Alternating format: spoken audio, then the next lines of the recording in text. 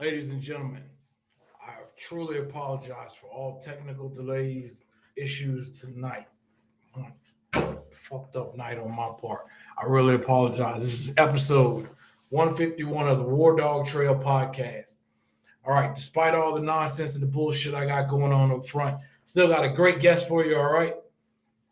Um, Not only is it an amazing firearms coach, he's also a great life support educator. All right. But before I bring him to the stage, let's go over a few announcements real quick. All right. As always, you can buy a copy of my book, The War Dog Trail, a Marine Rifleman's Struggle with War and PTSD on Apple Books, Audible, and Amazon.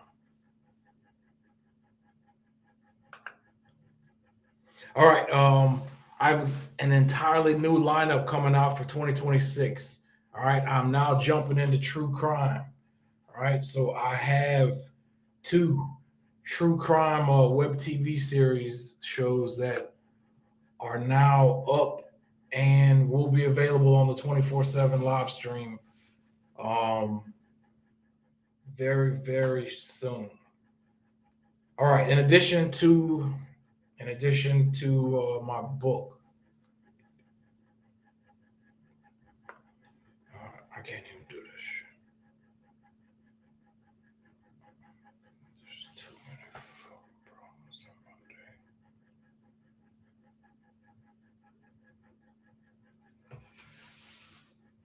Monday. Past all the technical difficulties, I'm gonna just bring our guest. I can't deal with this shit today. Million episodes, everything run right today, every motherfucking thing stopped. Same time.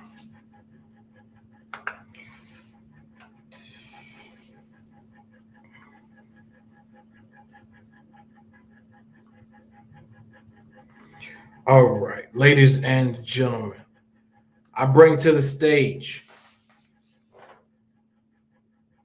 as I said before, a firearms instructor that we not only personally respect, whose content we follow and appreciate, but also someone who also takes the time to appreciate and respect the training and the teaching that goes with life support.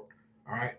We truly, truly appreciate the fact that he's one of the few who care not just about sending rounds down range, but also about what's needed if you're in a position where you happen to be receiving fire, which is why I truly appreciate, as his name says, all right, he's an educator. All right. Not only is he tactically sound, not only is he tactically proficient, he is also, as I just said, man, an amazing life support instructor. But without further ado, all right, ladies and gentlemen, this is episode 151 of the War Dog Trail podcast. And I bring to you the one, the only LMB, the educator. Welcome to the show, boss.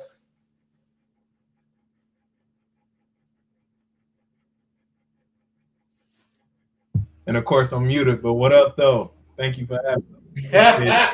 Hey, chilling. Hey, man, with all the issues I had going on just now, bro, and how I had you waiting all this time, you scared the hell out of me just then. When I My bad. No, it's all part of the game. Like, hey, I'm the one that's apologizing to you. All right, I'm the one who shits all backwards. All right, but hey, to jump us off, bro, please let everyone know where you're located. What area you rep? Yo, so I'm located in the Tampa, Florida area. I'm just south of Tampa, but I'm still in Hillsborough County, so the same county that Tampa has. Um, and I'm not a Florida boy originally. I'm from Detroit, so I always got to rep home. But I've been down here. I want to say in March it'll be 8 years. So I've been down here a little minute now. Me and my wife, and my son's 3, so he's the Florida boy. But yeah. Hey, check this out. I ain't gonna ask if you feel safer down here compared to the D, right? You want to speak on that? Yeah, I ain't gonna hold you. I ain't gonna hold you. It's a mix, bro. For real, for real. So down here, I lied to you not. This is gonna sound weird. The whole time I lived in Detroit, I want to say I moved out of Detroit when I think I was 20 when I moved from Detroit. Um, and I went to college and all that in Ohio. But the whole time I was in Detroit, never touched a gun. But Really? my pops was a firearms instructor. At one point, he was a FFL, so on and so forth. So I always knew he had guns. You know what I'm saying? And like from where my dad's side was from, East Side, Highland Park, all that, and some on the West, but my mom was from the West Side. Like I felt safe for the most part. You feel me? Now when I got down here, I lied to you not. I had already had my concealed carry permit, but I didn't transfer it to Florida. And for the first couple of years I lived here, I ain't carry a gun on You ain't feel the me. need to. Like, it was a different vibe, and I was like, you know what? Let me go ahead. Yeah, I'm walking around naked. yeah. So I hope that kind of answers. I mean, when I go back home, I always got it on me, and when I'm walking around here, I always got it on me. So everywhere I go, for the most part, I always got it on me. But I would say I would trust things would get a whole lot more live in Detroit before it would get live here in Tampa. And with no disrespect, because I know it can get live here. I've seen stuff get live. Like we don't in Detroit, you don't have people shooting at each other at the light just because they cut you off in traffic. Like yeah, man, and Detroit is it's a very very prideful place. I'll say that. We in Detroit, it's a lot of pride. So more often than not, you don't want to mess with people because you don't know how far they're gonna take it. Here, you just expect people to kind of be crazy, so you just kind of stay out their way. It's like, all right, whatever. But there is like you got to be careful. So it's one of those. I feel you. I feel I, you. That was my whole point. That was my whole point is I wanted you to get a laugh out of how much slow look, how much slower, safer the whole grind is over here compared to look. what you used I ain't to. gonna hold you. Out of all the times I've been to Orlando, and I ain't just talking about downtown. Out of all the times I've been to Orlando, and like I said, it's hoods everywhere. Like things get live everywhere, right? But been Yeah. all over Orlando, been all over Miami, been through some of the places you ain't supposed to be, been through St. Pete, um, been I have not been to the Panhandle or Tallahassee, but I have been up to Jacksonville. Jacksonville, I hold you Okay. not, was the only place to where it was just like I ain't feel comfortable. Like it wasn't it wasn't like I was scared or nothing like that, but it was just It just ain't feel he right. ain't feel That right. Yeah, motherfucker don't feel right, dog. yeah. Like I ain't never been to Daytona either, but and I know I got fam out there. But when I went to Jacksonville, and people tell me all the oh man, you go over there, you do this, you go, and it's like, yo, you go to any hood, a hood is a hood, right? Um, Yeah. but when I was in Jacksonville, bro, I hold you not, just the vibe was off. It was just off, and I'm just like it was on a spiritual level, it was off, and I'm like, man, what the heck is going on here? So yeah, I would say I've been to Jacksonville way less than I've been everywhere else. Oh, I'm I'm gonna tap in and agree with you on that. It's dope to hear you say that you being all the way from Detroit, bro, that you got that kind of vibe in Jacksonville and you don't even know that motherfucking area. Straight up, that's crazy to me, man. Yo, I swear that's crazy to me. But if you don't mind, just walk us right into walk us right into. I already picked up obviously on the Detroit part though, but tell us anything you'd like to about your background, childhood, anything you willing to talk about. Yeah, man. I just say, you know, I I'm throwing this in there just because I think it's a strong point to make. I had the blessing of growing up in a household with my great grandma. You feel me? Like she was born in 1913. Um, so in that, like, and she was an English teacher. My dude, like, her grandfather was a slave. He changed his name, so he didn't want to carry his slave master's last name. Now, in the household I grew up in, it was always about, like, my mom would tell me, "Yo, go read a book." Like, we had an encyclopedia set. You feel me? So it was like, go read a book and Yeah, teach me something new. Now, in the household, I was the youngest. I got two older sisters, an older cousin who's like a sister, and they were born like 81, 82, 83. I was born in 87. So this was a situation, me being the youngest, the only boy, basically. You know what I'm saying? You the man of the house, this, that, and the third. I mean, my sisters and my cousin, they, I mean, we was in the hood. They were nerds, though. You feel me? Like, they were cool, but just smart, intelligence and excellence was expected. So always at science museums, always reading books, playing games, doing all that jazz. Fast forward a little bit, and I'm gonna tell you where it kind of circles back.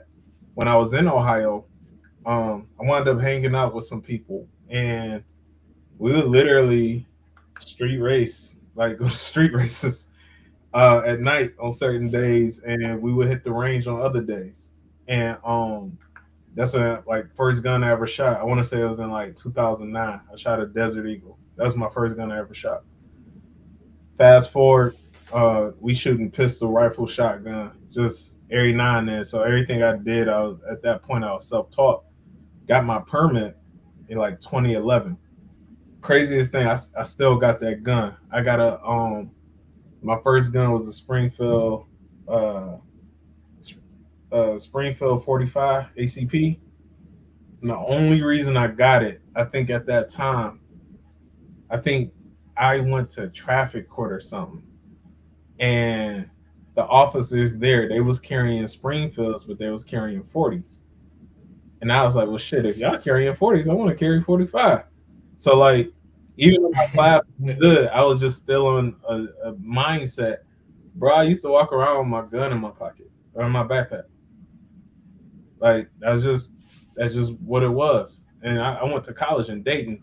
So fast forward time a little bit more, working in different entities, doing this, that, and the third, working at higher ed, did some work with the Boys and Girls Club, finished the bachelor's of kinesiology, fast forward, finished the master's of education, worked in higher ed. okay, congratulations, bro. Appreciate Congratulations. it. So after I got my master's of education, it took me from Ohio to North Carolina and then down here to Florida. And I was working at University of South Florida in the chemistry department. And I want to say, just doing some stuff there. And I was still kind of going doing gun training. And where that landed me today, well, I took a class. So remember how I said earlier, I ain't carry a gun my first couple of years. So I ain't get a gun to, like, I had other guns, but I ain't get another gun till COVID dropped, where everything was drawn up. And I'm like, I ain't about to get caught naked. Like, nah. So um I got some guns, went to take a gun class. I ain't gonna hold you, it was the most trash class ever. It was like an abridged NRA basic pistol. Like, we shot into a bullet trap, bro. Like, I'm like, what the hell? I hit homie up, like, hey, yo, and I asked the gun. I don't even remember his name. I remember where I took it, but I don't remember his name. And it was like, yo, you military law enforcement? He was like, nah. I said, so hold up, civilians could teach? And he was like, yeah, bro. I kept asking questions. He started answering my questions. So I just, bro, I dived in. Like, I did reach out to my dad at first just because I knew he had some relationship with something. And come to find out, he was actually an instructor, and that's when I found out he had an FFL at one point. I was just like, what? So, um, when I started doing my business, tactical education and defense, when I started doing that, man, I like just like I told you, I was doing a lot of reading, just doing a lot of studying. That just come back in on the education piece. Like, yo, go find out something, teach people something new. Like, find a connection between everything. You feel me? And especially even with the kinesiology, the study of movement, and just how the body operates just in and within itself. So when I look at firearms, medical safety, and security, I'm always considering like, hey, what is it exactly that I could do to pair these things together and make them make sense?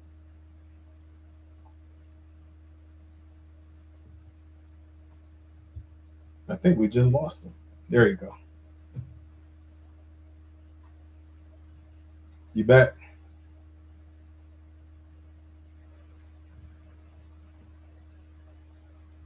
Still heard you. It just came back.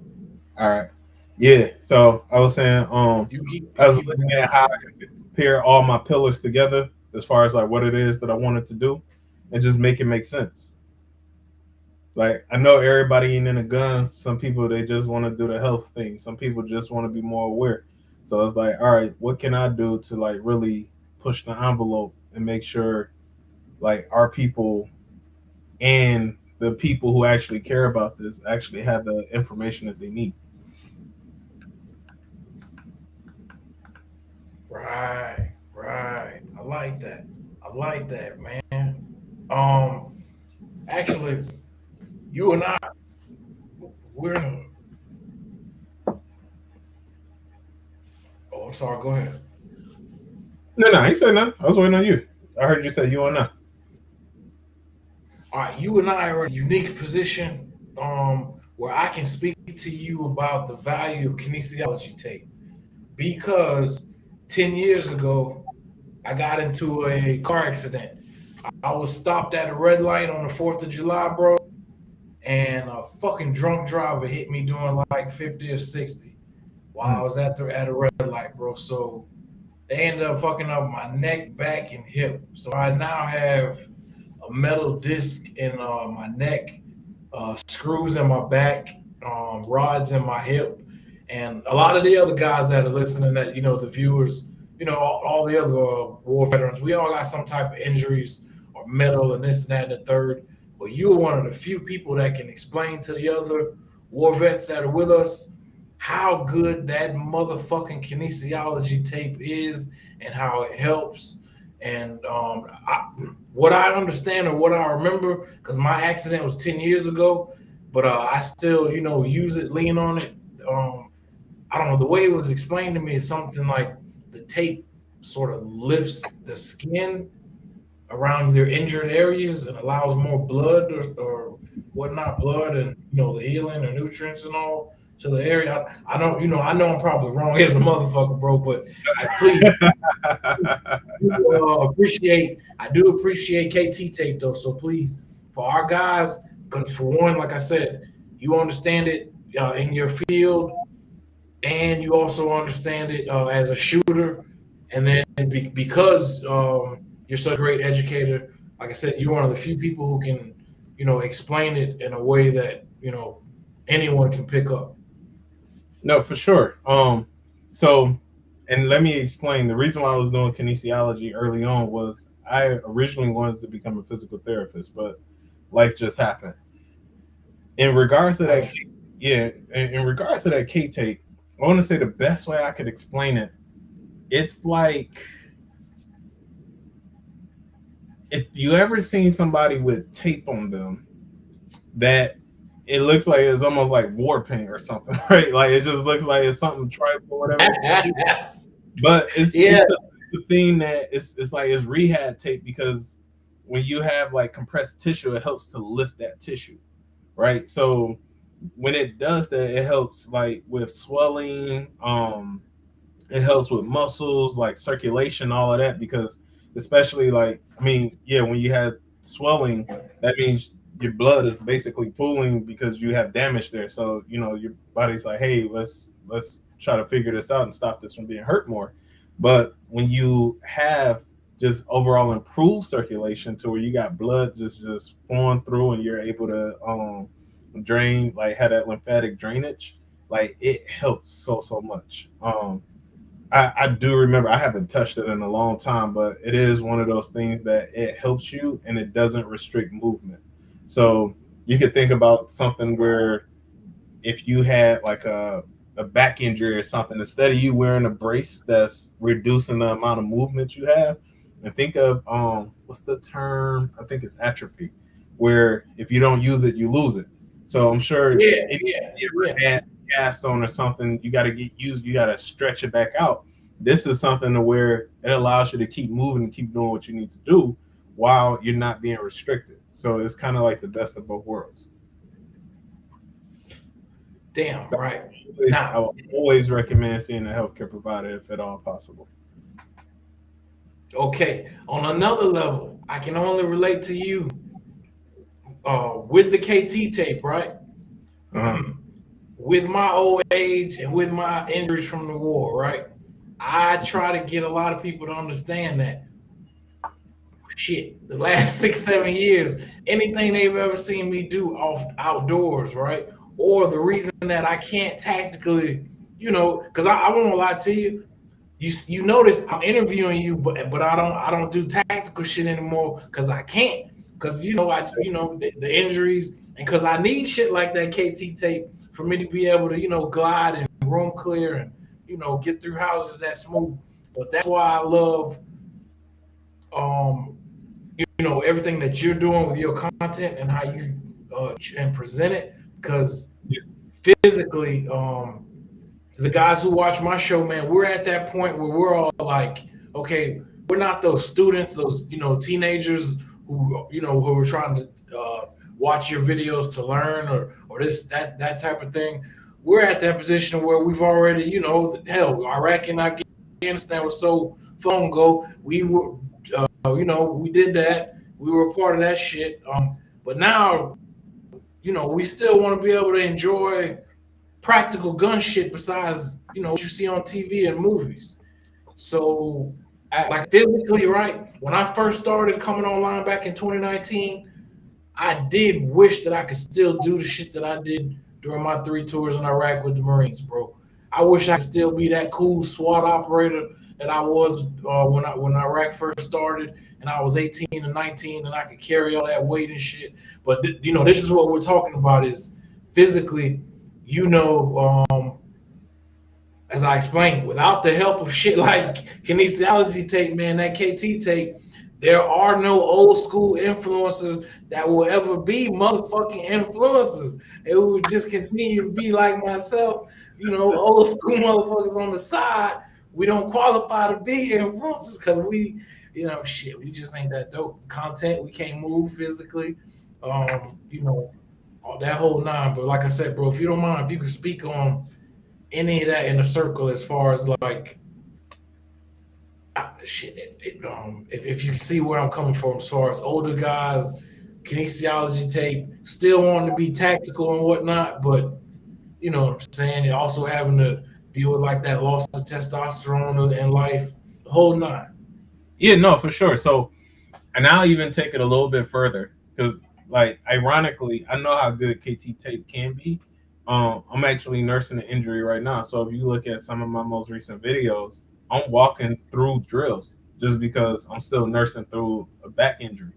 Um, so in that, I would say some of the better things that I think people can do, especially in the population that you're referring to. Yo, get comfortable being uncomfortable.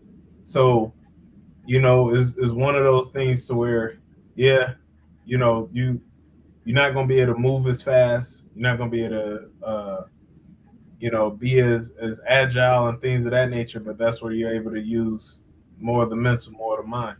But get comfortable, do yoga, walk, do water aerobics. Like, get back in the gym. If you're not in the gym, find some way to keep moving.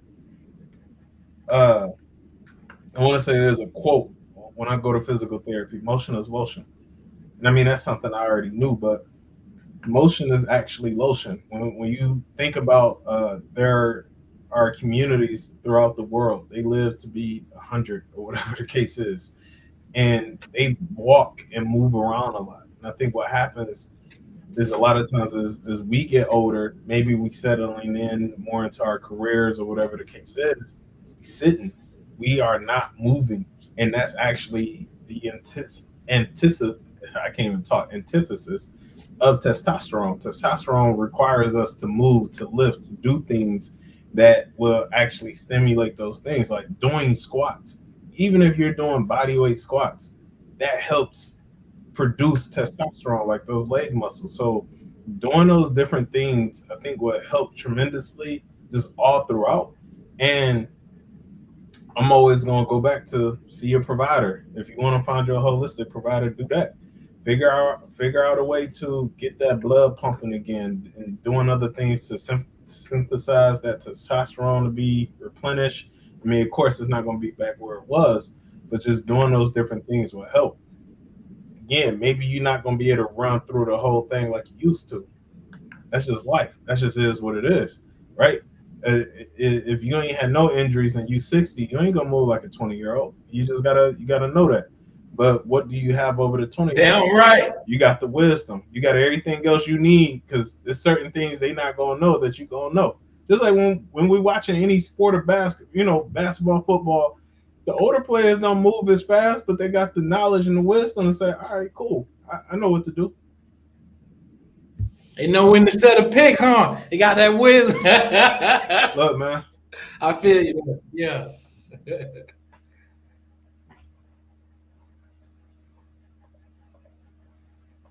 Go ahead, bro. Oh no. So pretty much, as I just said, you got to keep moving. You got to find other ways to make sure your flexibility is there. That you're doing things that you do load. And when I say load, so on top of using the K take, find ways to, I want to say, in exercises, frequency, intensity, time, and type. Fit. It's the fit principle. Find a way to increase those loads. Do plyos, like do push-ups, squats, pull-ups. Do those different things just to make sure that you still able to move in a way that you can. Because the KT is not going to just completely heal you. If that was the case, nobody ever go to the doctor. It's just like, oh, I just put some Right. KT and I'm done. It's like, no, it's a combination of things, and I think that'll help people get back exactly to where they were. But the thing that's killing us the most is, as men, sedentary lifestyles and diet. You can't out exercise with your mouth. Good You know, call. you can't out exercise your whatever you put in your body. You can't out exercise it. So make sure that you put in the right fuel into your body, so that when you are trying to do whatever it is you need to do, and you moving, because you're not just sitting all day, you're not just on Netflix, like you actually are doing things to where you're, producing that movement, that motion, you're gonna be back in a good place. And now tell me, I'm curious, right? When you combine kinesiology, with your masters and all, what was your goal? Was this, this type of thing you were looking to do? Is No, I don't know. It's so unique that you did it and that you did it at that professional level. So I'm just curious. not so. I when the reason why I got the only reason I did my master's in education was after I figured I wasn't going to physical therapy school, and it's just like, all right, what else do I want to do? And um I want to say I was still working at the Boys and Girls Club at the time, and I was running their athletics programs and healthy habits, and the triple play body. I want to say it's mind, body, and soul, but yeah, I was running the triple play body, and just with some of the other things that I was doing, because I'm constantly running programming, I'm writing programs, like I'm doing all these different things. And I'm like, hey, I want to take this to the next level. How can I do this? And I wound up talking to somebody who then put me in contact, and he's retired, but he put me in contact with Gene Smith. who was at the time the athletic director of Ohio State. Um, Nice. when I tell you our first kind of like I scheduled the appointment, but we talked for a long time. Like he was a solid dude, bro. Like 1,000%, he was a solid dude. And there was other solid people that worked there as well. But we talked, and he gave me the game, and he was like, "Hey, if you want to do this, if you want to go into athletics, or if you want to, because most of the time I was working in higher ed, I was working with student athletes. I was responsible for the academic eligibility. I was responsible for making sure that for recruitment eligibility, income and transfer, like basically if it had anything to do with people graduating and eligibility, that was like on that side, on the academic side, I was the main one responsible. So um, when he gave me that game and I just kind of took it and ran with it, I was like, all right, bet. So I did the Masters of Education, and I was able to pick a side concentration, which at that time I did sports management. Um, and I mean, just as far as the kinesiology piece, bro, like I said, when I used to read books all the time, this is now I'm about to jump a little bit into my conspiracies bag, but I'm gonna bring it back. Like I didn't mention my great grandma was a minister, right? So it's one of those things you read in the Bible.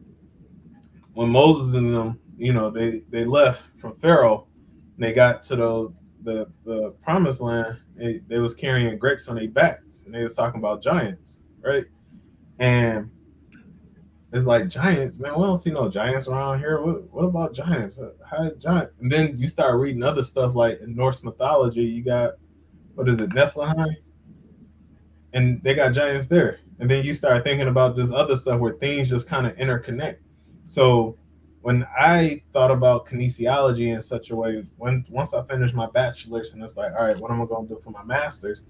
When I did that, I took it from the standpoint of because I was a personal trainer for a little bit too, but it was like, hey, what can I do to then understand the interconnectedness of things? So I took it even just outside the body. Everything has an interconnectedness to it. And if we find that common denominator of what things or how things are interconnected, I think it explaining things and understanding things would make so much more sense. So Nice. Good yeah, call, bro. Well yeah, said. yeah. Very And even well said. I appreciate it because the other thing I didn't mention during the time I was actually starting my business, I finished the second master's. I got an MBA in data analytics. Damn, congratulations, bro. Appreciate it. So it was just one of, and the reason why that'd be for a whole nother lie, but it was just something like I always was interested, data, understanding things, making sure, like as I tell people all the time, I'd rather be accurate than to be right. I much rather be accurate with what I'm telling you and what I'm saying as opposed to being right. And I hate being wrong. So I love to be right. I hate being wrong, bro. I ain't gonna hold you. I hate being wrong, but when I'm wrong, okay, cool. I'm learning from it. But I would way much rather be accurate. And it's like if I'm focused on accuracy, then I'm focused on concrete information. I'm focused on trends. I'm focused on this, that, and the third. If I'm focused on being right, I'm focused on my emotions. And when it comes down to educating people and trying to make sure people know what it is they need to know, it's like, all right, the wrong person could say 1 + 1 is 2. And I can hate everything about that person. But is it accurate? Good call. I like that. I like that. You feel me?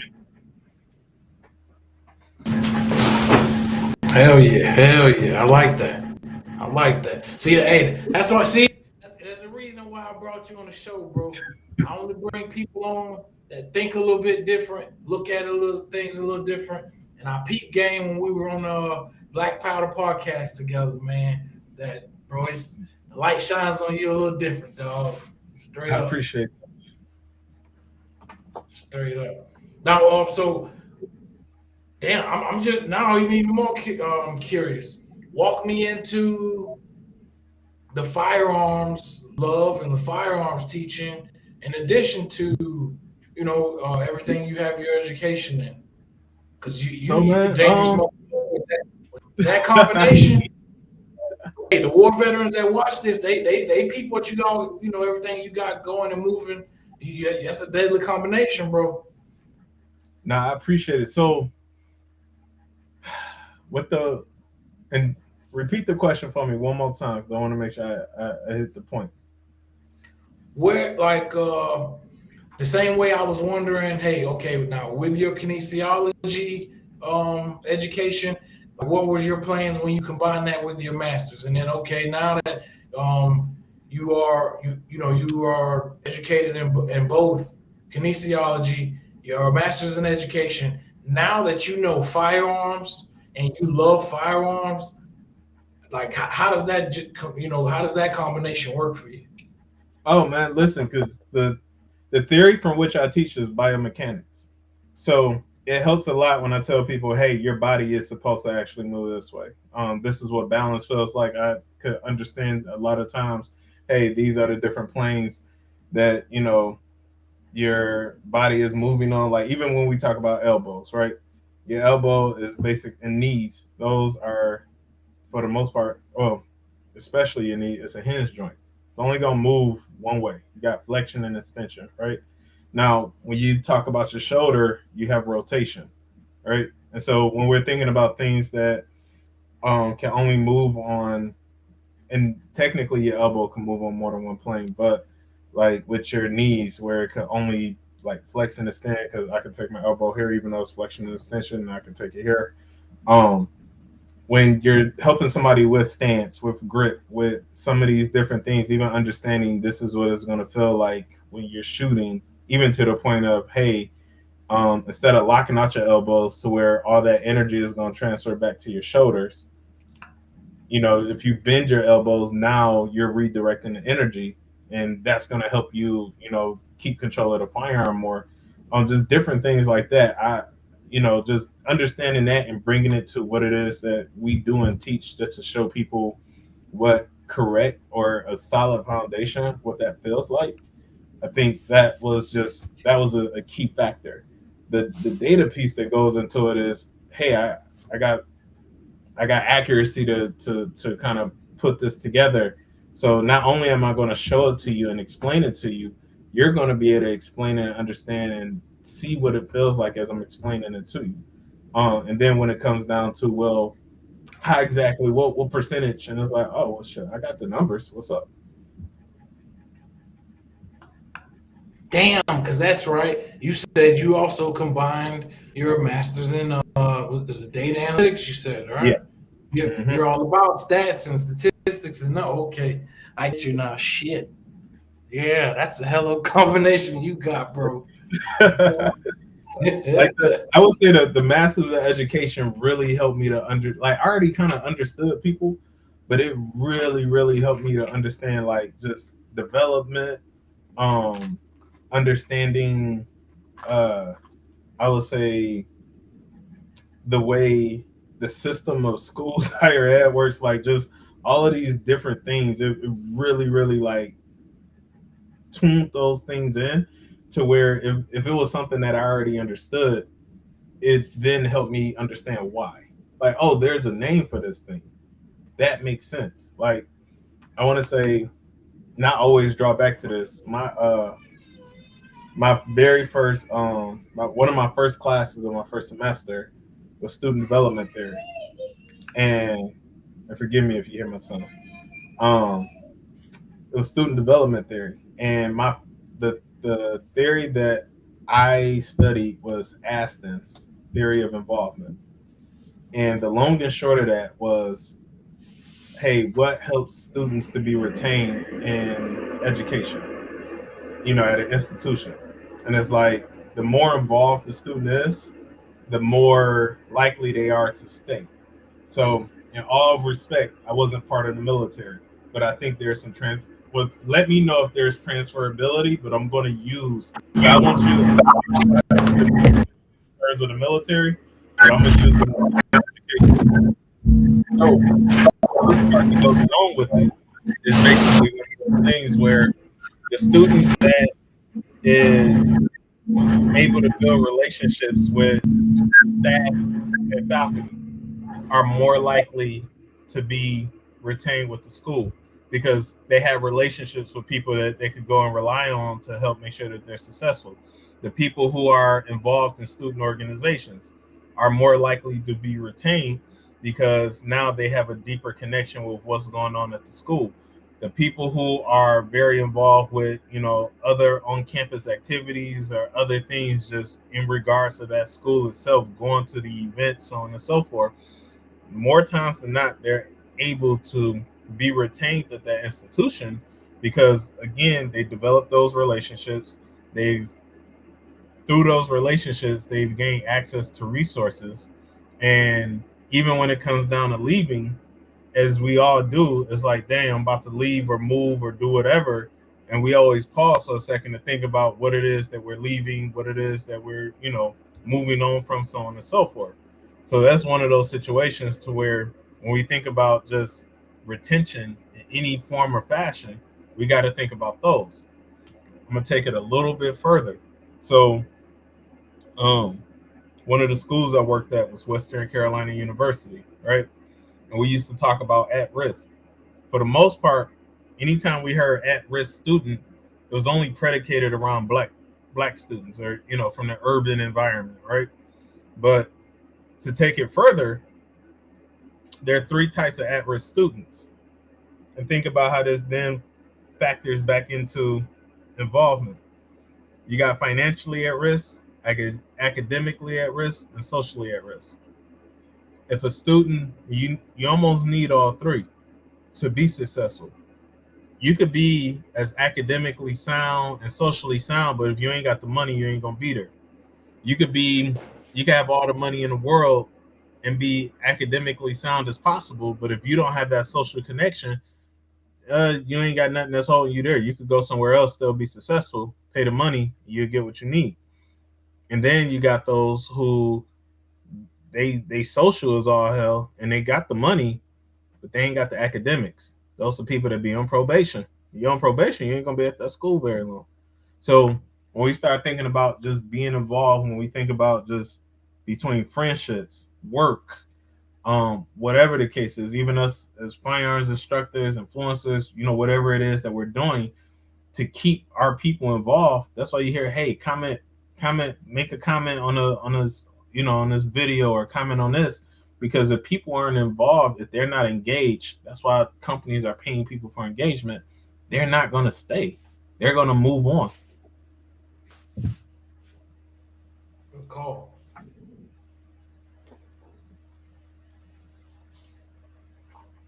Good call.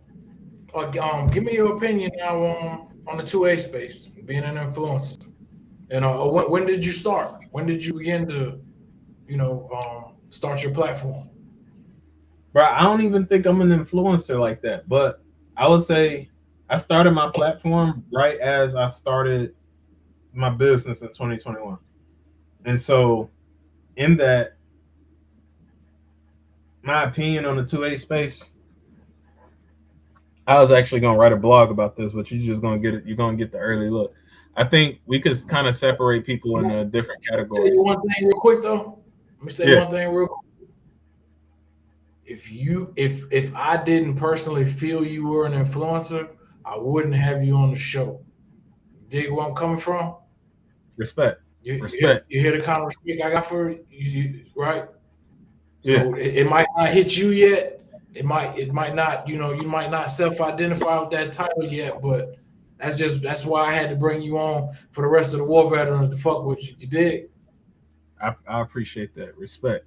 So I think, all right. So I'm a tailor what I was saying. So I think in the 2A space is a weird thing. I think we have people who are uh we have advocates. You know what I'm saying? Yeah. And those advocates, they're advocating for better laws for our freedoms, to make sure that things aren't being taken away from us, this, that, and the third. So I feel like those are the people that's doing a lot of the grunt work. I feel like we have instructors. As far as the instructors goes, they're doing what they're doing. And of course, you got your different categories of instructors. You got your pure instructors. You have people who are from military, law enforcement, competition shooters, and each has their pros and cons. But you have that. Then I think we get into the influencer and reviewer bag.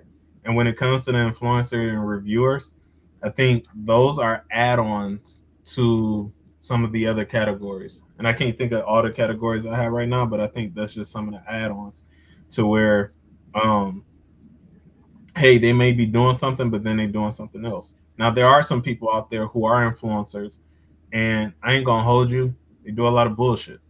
They do stuff that's not safe. They got shooting videos where their fingers are all over the trigger, not pointed in safe directions. They got videos where people ain't wearing eye protection, sometimes even ear protection or whatever the case is. Like it's sloppy.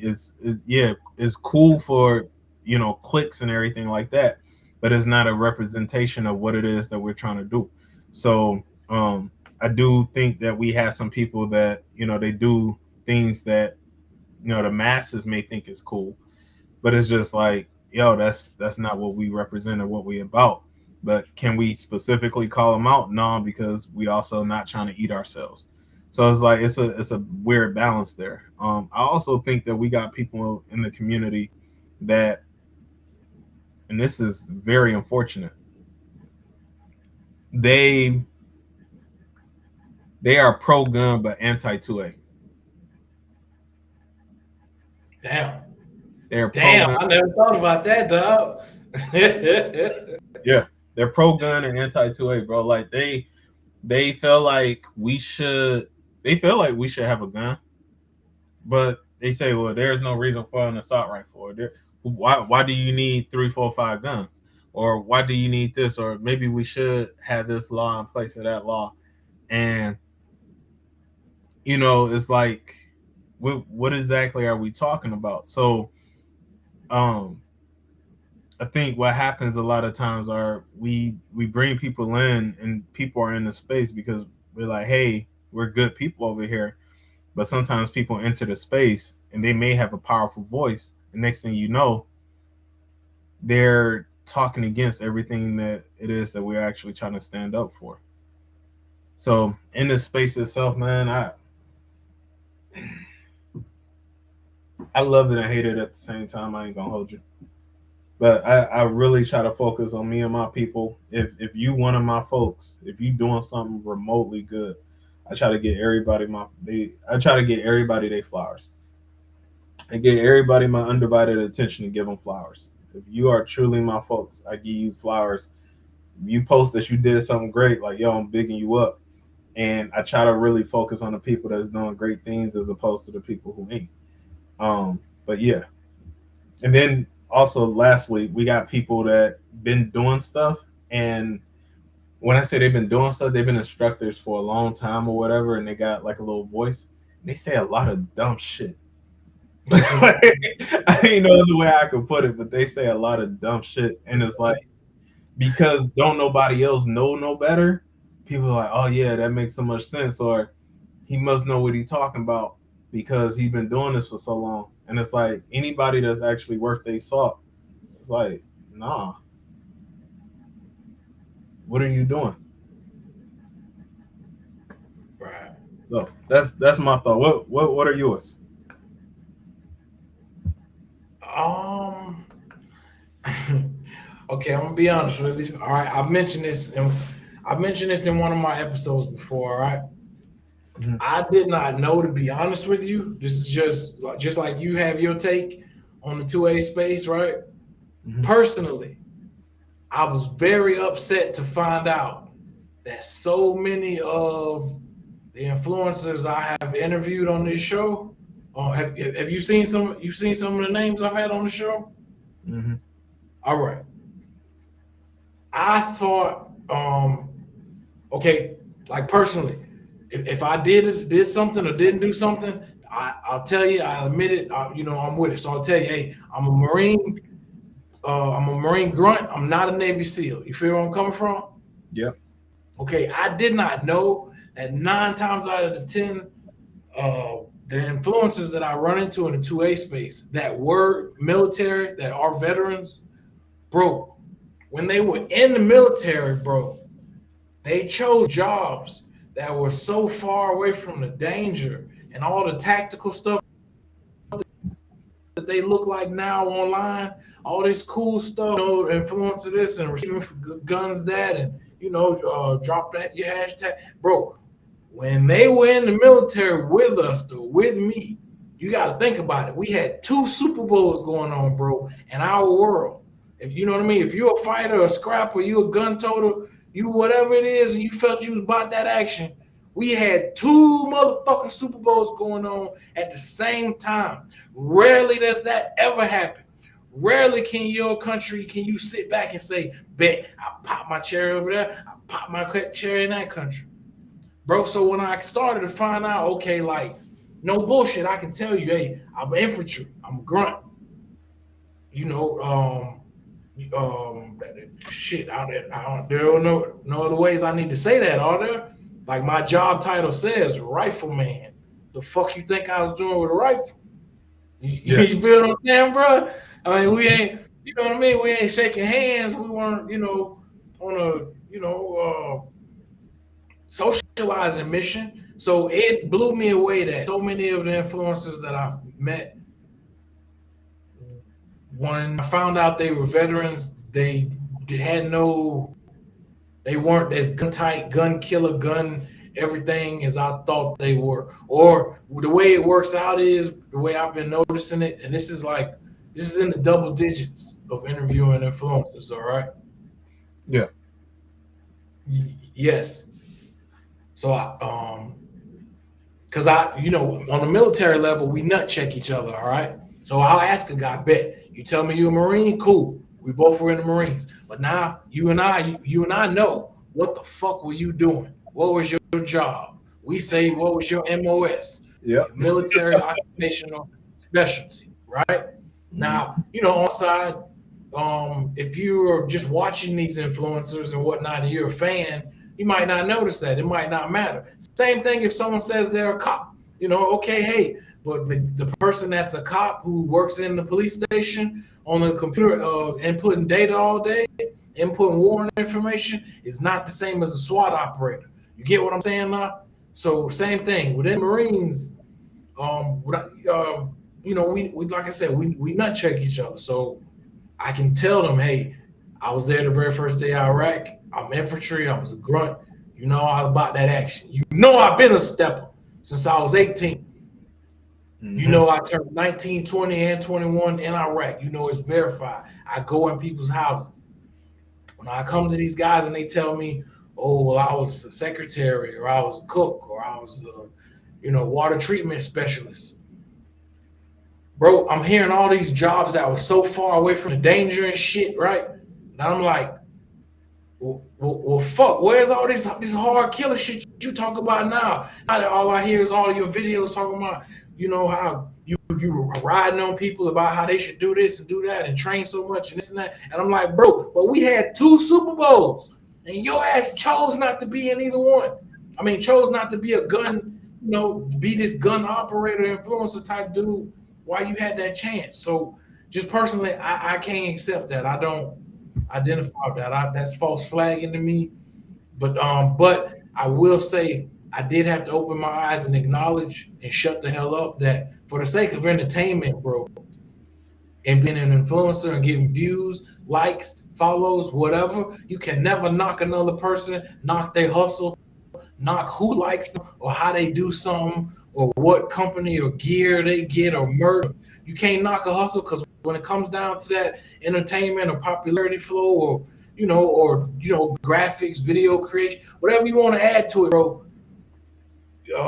Hey, if somebody's entertaining or funny or whatever, you got to motherfucking ride with that, right?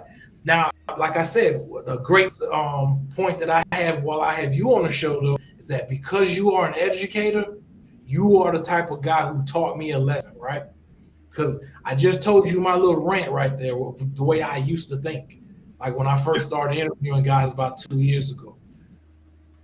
I used to have that mindset that, to me personally, I used to feel like, why would I listen to any firearms instructor or influencer or anyone who hasn't survived at least 5 to 10 gunfights.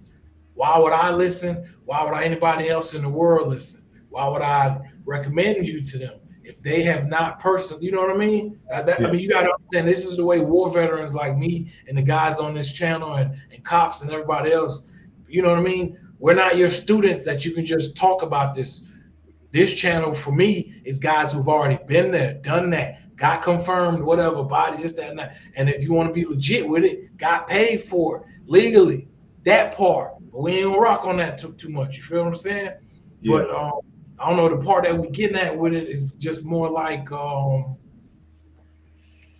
and I'm sorry, I shut up, I get off the little No, soapbox no, no, like no. that. You good. You good. That for a long time, you asked me what did I see in the 2A space and how did I feel and whatnot. That was my biggest problem. I was like, man, where all these motherfucking killers at? Where all these dudes who got, where the snipers at? Where the Rangers? Where the Delta at? Delta Force guys at? The SEALs at? Where all the, I thought that's how this went. But I had to open my eyes and understand for the sake of entertainment. And even like what you said, stuff can be done wrong, unsafe, improper. But for the sake of entertainment, you cannot knock their popularity because of, you know what I mean? That's just, what somebody else likes. That's, you know what I mean? That's an intangible you can't really step into that I'm starting to understand, or at least that personally I had to wrap my head around. Because to me, it was like, why is everybody listening to this cook? Why is everybody following this supply cook? I won't name names, but I'm just Right. saying. So Yeah. yeah, that's my biggest thing. And I say the other thing too, sometimes too, is because I'm sure we I would say I don't publicly, as much as I can, I don't publicly bash. Now in my small speaking circles, it's like I say I don't mess with them. I don't like that because you if you're promoting dangerous stuff, I feel like you're anti 2A. And here's why. You show actually you hear about the unfortunate situation where the dude was target practicing in his backyard and the lady got killed on her porch or whatnot. No, bro. So this is something I say look it up. I don't know all the information on it, but it was something to the extent I don't know where it was. It was a guy, he was shooting in his backyard target practicing with a Glock 45 and he missed the target or something. A stray, a mic hit an innocent bystander, killed her. I want to say Christmas Eve or something like that, Christmas Day. So when we think about a situation like that, you say, and I'm sure dude wasn't. I'm 99% sure dude wasn't trying to do something like that, right? But it's like when something like that happens, what's the conversation? Why are you doing that in your backyard?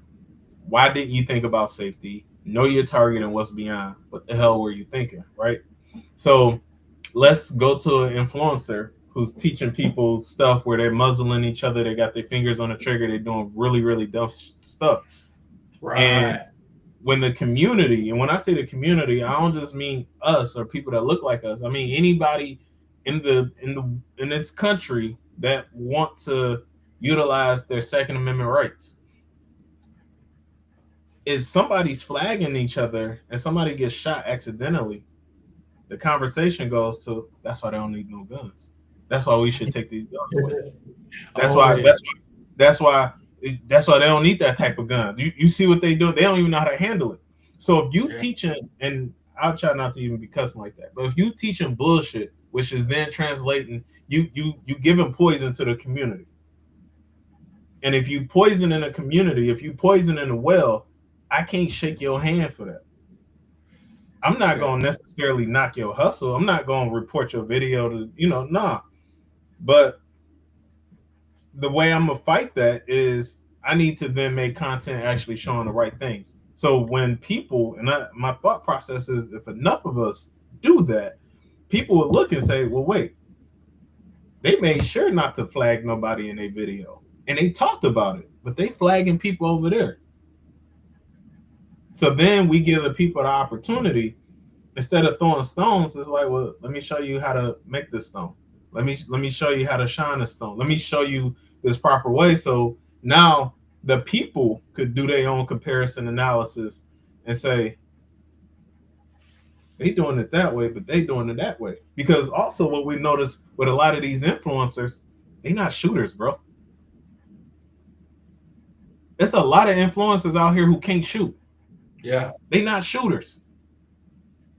Yeah. Yeah. And I don't necessarily mean they caught a body. Yeah. I ain't caught nobody, but I'm a shooter. There's a lot of people out here who ain't shooters. They just got a bunch of money, a bunch of guns, a bunch of relationships to where they do a bunch of cool stuff. And cool, I ain't knocking nobody for the relationships they got or how they acquire their stuff or however they want to review.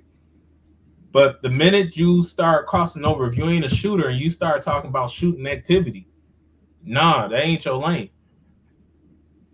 If you're not a shooter and you trying to teach people to do stuff, but you showing a bunch of unsafe stuff, just like when I certify instructor, I'm a training counselor for USCCA. I tell people, number one thing that you could pass everything else. If I notice that you unsafe, I'll fail you. Damn right. You don't know safety. You can't understand the concept of safety. Yeah. I'll do stuff like I'll tell them like I ain't got one in here, but I'll take like a yellow gun, and I'll randomly I'm like, yo, anybody could call out safety, anybody, but you better do it. I'll do stuff like I'll take a yellow gun, and I'll be doing a demonstration. I'll purposely set it on the table to where the yellow gun is flagging the room. And I tell people, I don't care who you in class with. If you see something and y'all ain't talked about, hey, this is going to be the flow. This is because, why do they make those yellow guns, those blue guns? Well, to actually run situations where you might point at somebody, right? Like that's the whole reason they ain't make them just to create holsters with them. They made them for a particular reason to where, hey, we may be doing a scenario, a drill, or whatever the case is. And I may point this at you or whatever, but that's a conversation you had beforehand.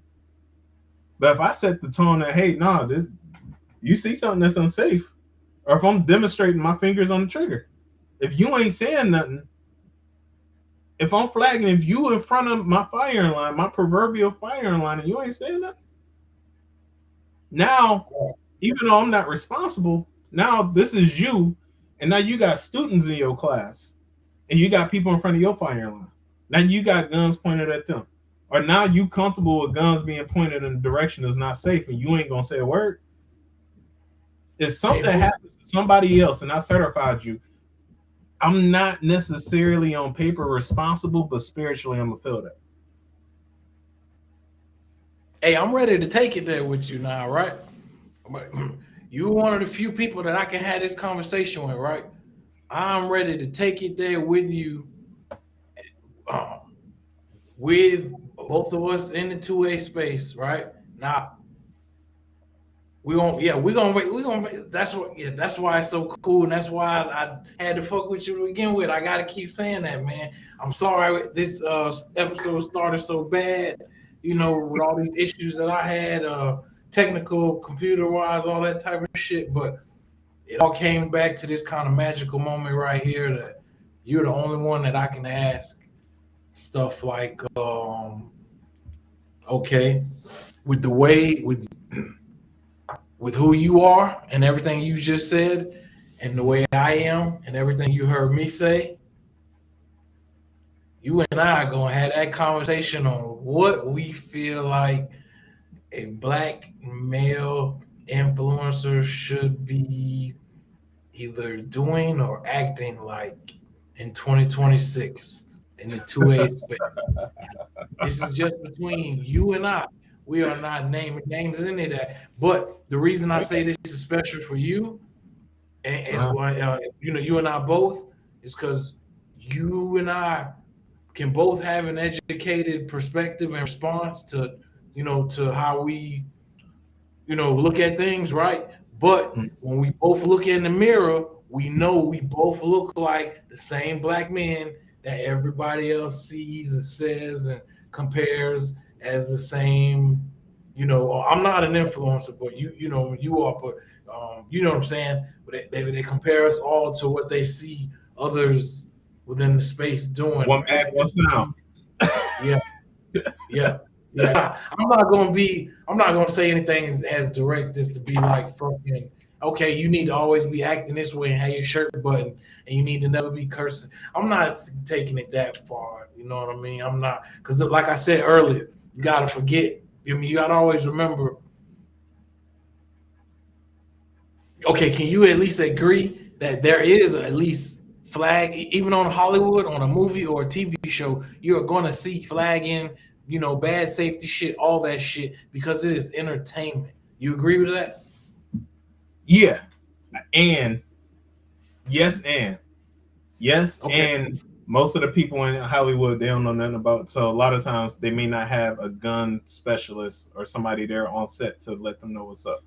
But Oh, yeah, hold on. I gotta hit you on your brakes right there one time. Okay. I was stationed in Cali. That's where the Marines whole First Marine Division is. All right. uh I huh, have a Marine buddy in my infantry, machine gunner. Went to Iraq 3 times. He became one of those guys on set who, issues the gun, checks it safe or live or blanks, everything you're saying. So rarely, like I'll admit, rarely does any type of Hollywood run into that. But um, yeah. Hey, matter of fact, yeah. Shout out to Wong, man. I just had to tap in and say that little quick part right there. But shit, where I was going with it is like you and I both have this idea. I only had it from a military perspective. You have it. Um, you have it from your perspective as an educated black man. I'm hmm not gonna say we're telling people how to act as black influencers. But let's just say I want to hear your take on what you would like to see. There we go. That's how we're gonna leave it wide open. What all you right. would like to see, not how to act, but what you would like to see. So so first so first and foremost, I think what I would like to see is people either understanding what their lane is and staying in it. And if they want to evolve that lane, that they take us on that journey of evolving on that lane. So if somebody, let's say somebody's only reviewing guns, like they just tell you about the specs, what it looks like, this, that, and the third. And then they're like, you know what? I want to start learning on red dots. And then they take us through their journey. Hey, I did this red dot class on and so forth. I think that's dope, right? But if you're not in something to where that's not your particular lane, I don't think people should start jumping lanes. I also would like to see anybody and everybody who's doing influencer work keep safety first and foremost. Like if you're doing a skit or something like that, just like how you said with Hollywood, they will do a situation where it's like, hey, let's make sure like there's a plan here, there's a script, there's safety protocols in place. Cool. If you're doing a skit, cool. But if it's not no skit to where you got that safety team in place in case something happens, have all those safety rules in place. Non-negotiable. Have all those safety rules in place, and then don't talk or, as you said, people um false flagging or false valor. Don't claim to be something that you're not. Don't claim credentials. Don't claim experience. Don't claim these things that you don't particularly have. And take the time. If you don't know, be comfortable just saying, "Yo, I don't know," and find somebody that do, and actually take the time to learn it. Because when you speak, if your voice is that powerful, you gonna either intentionally or unintentionally lead people down the wrong path. And no matter what your intent was, the impact is the same. So if the impact is bad, it's bad. Right, right. Oh, I'm sorry. You know what? Oh, That was another reason why I wanted to. Oh, I'm sorry. Yeah, go oh ahead. no, I was gonna say one last thing. For the shooter, show your work. Not pauses in your videos. Not none of that. Show your work. Don't speed the video up. Show your work. That's it. But go Oh no, we're gonna come right back to it. We're gonna come. Yeah, yeah. You're about to lay down damn the 2026 you know, lineup on this is gonna go out there and watch. You and I having that first 2026 conversation on the black male influencers in the 2A space and what we would like to see. Yeah, Yeah, yeah. I'm gonna package this whole YouTube episode as a whole hey, and thing, bro. We're serious. You just made no, a theme and shit. do it, and I say also cross collaborate. Find somebody who probably don't share the same opinion as you on not nothing that got to be super controversial, but seek out other perspectives. And I'm drawing everything back to so as everything I told you today is a whole reason why I told you. Um, you can't learn how to win until you learn how to lose. The time when I Yeah, was in my education class, my first masters, we used to have a lot of debates. I went to the school. Remember John Crawford, the dude that was shot in Walmart? yeah, That was right around the corner from my college, bro. real. Yeah, we used to have debates, and they had us made us have these debates in class, and they would randomly give us positions to take. My great grandma, who's a minister, rest her soul, as much as she loved the Bible, she used to always teach me to argue against everything I believe in.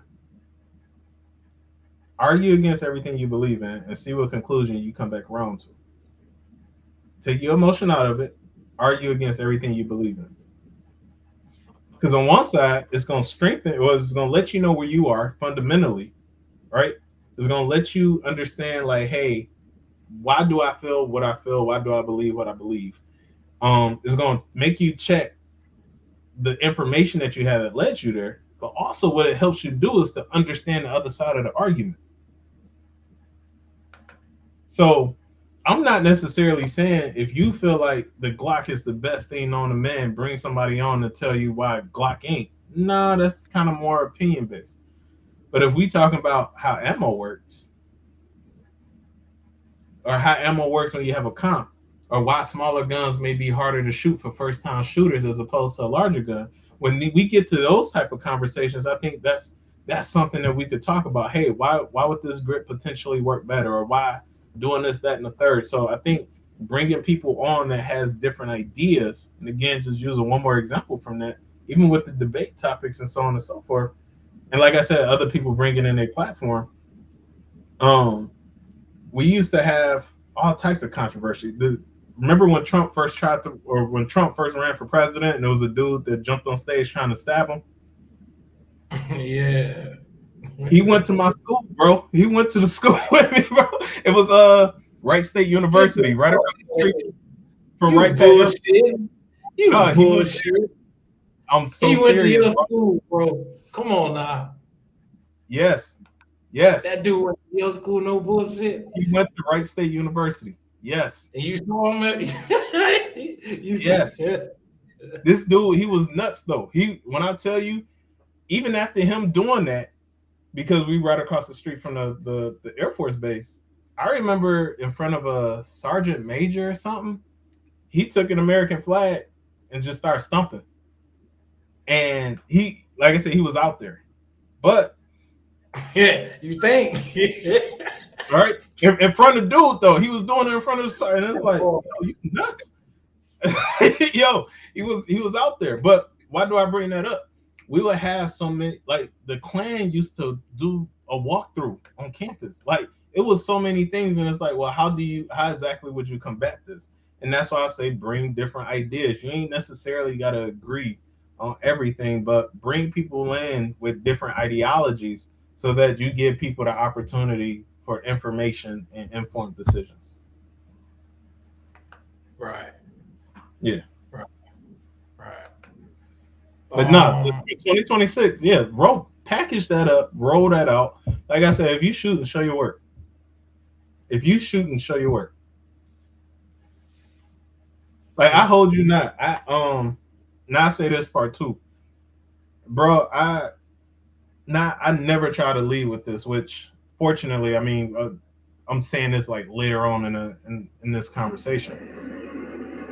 I'm like I'm certified through several different organizations. I think I hold like 24 at this point, like 24 certifications. The trippy thing though is I actually use them all. Yeah. And remember how I talked about just with kinesiology, everything kind of being interconnected, right? So, Right.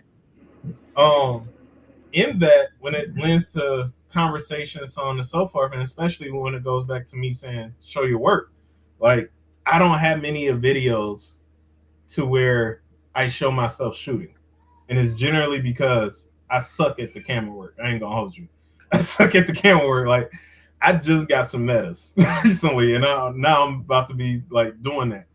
But the thought thereof is, hey, when you actually show that you're doing something and that you're pretty good at it, and that you ain't gotta go accomplish a million different things, but it's one of those things to where it puts more of the fruit behind your words. Right on. It gives more credence to what it is that you're saying and you're doing because, all right, now show you could shoot and then explain why. Right on. Now, how about there will always be that fine line between like kind of like what we were saying earlier. There's what is tactical, safe, and then there's that Hollywood, what what I call it, that Hollywood effect, the Hollywood thing where you know you're looking at what's going to get views, right? Looking at what's going to get that have that effect, you know, and I guess you and I both have to agree that whether or not we like what we see or agree with tactics or safety methods, or you have to give them the credit that at least in whatever their way, for good or bad, they are doing their thing to be seen, known, name out there, hashtag. Sometimes to getting free weapons, free guns and gear, right? You I, you know, you, it, I'm as sorry. you said that. One last part. Let me say one last part. All right. Basically, it's like saying it's like saying if you're not exactly like you or exactly like me, then fuck you. We Mm-mm. can't say that, obviously, right? But No, then, no, no, and no. then Yeah. on the same note, we don't do shit as cool or as dope as what other people or companies or viewers, you know what I'm saying? So it's like there's that fine line between swag and then safety and so on, so right? You know what I'm saying? Mm-hmm. So what I was gonna say to what you said, you just made me think of this. Um, remember when Jay Z, I'm tripping on my words now, when he said, um, honestly, I probably be Talib Kweli. I Yeah, want to yeah, rhyme like common sense, but I did yeah, whatever million. I ain't been rhyming like common sense, right? I can't help you if I'm one of you, right? But yeah. in the evolution of what Jay Z did, he started also giving game. He switched that up. When we think about one of my, I ain't say he's the best, one of my favorite rappers, Jeezy. I could listen to Get Your Mind Right all day. I could listen to Thug Motivation 101 all day. I could listen to Trapper Dow all day, right? Now, people hate it or not favorite his most recent album as highly as some of the other ones, but it's just like, all right, you could start a certain way, but in your evolution of what you feeding people, because we all human beings, I don't want nobody to be like me. I want everybody to be the best version of them and continue to push on progressing that version of them. Because if you try to be me, you're gonna fail. You don't have my experiences, you don't have my mind. Like, the most you could do is emulate. The Exactly. easiest thing I can do is be myself. It's the most natural thing I can do. And so Exactly. everybody's natural thing that they could do is be themselves. And you could be influenced, you could be inspired, so on and so forth. You could admire somebody, kind of follow footsteps, so on and so forth. But I don't ever want nobody to be me.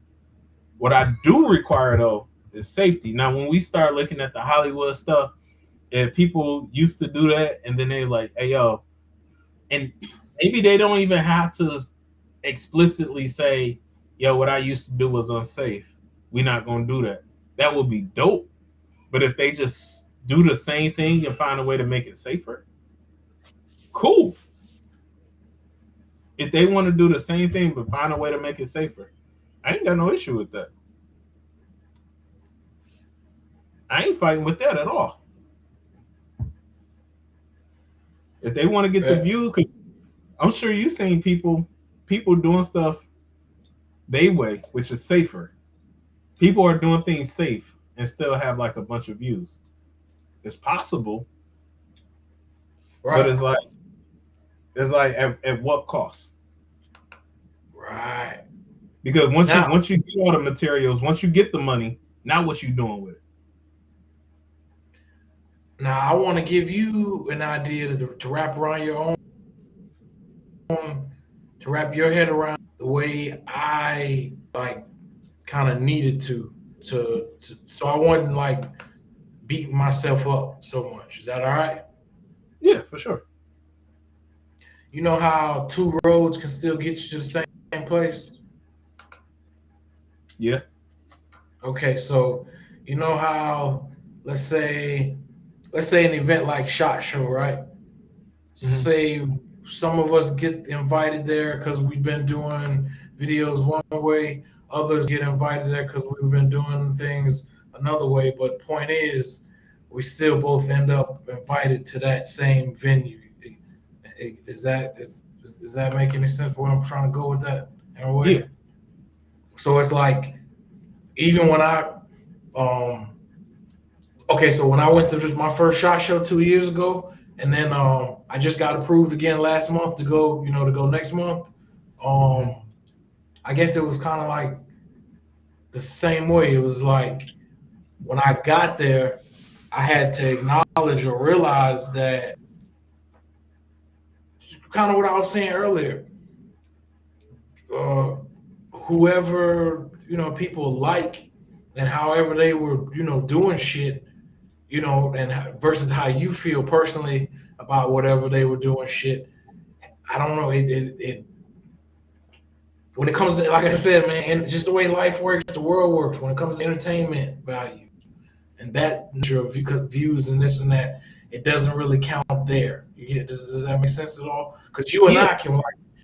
you and I can go through it, want it to death.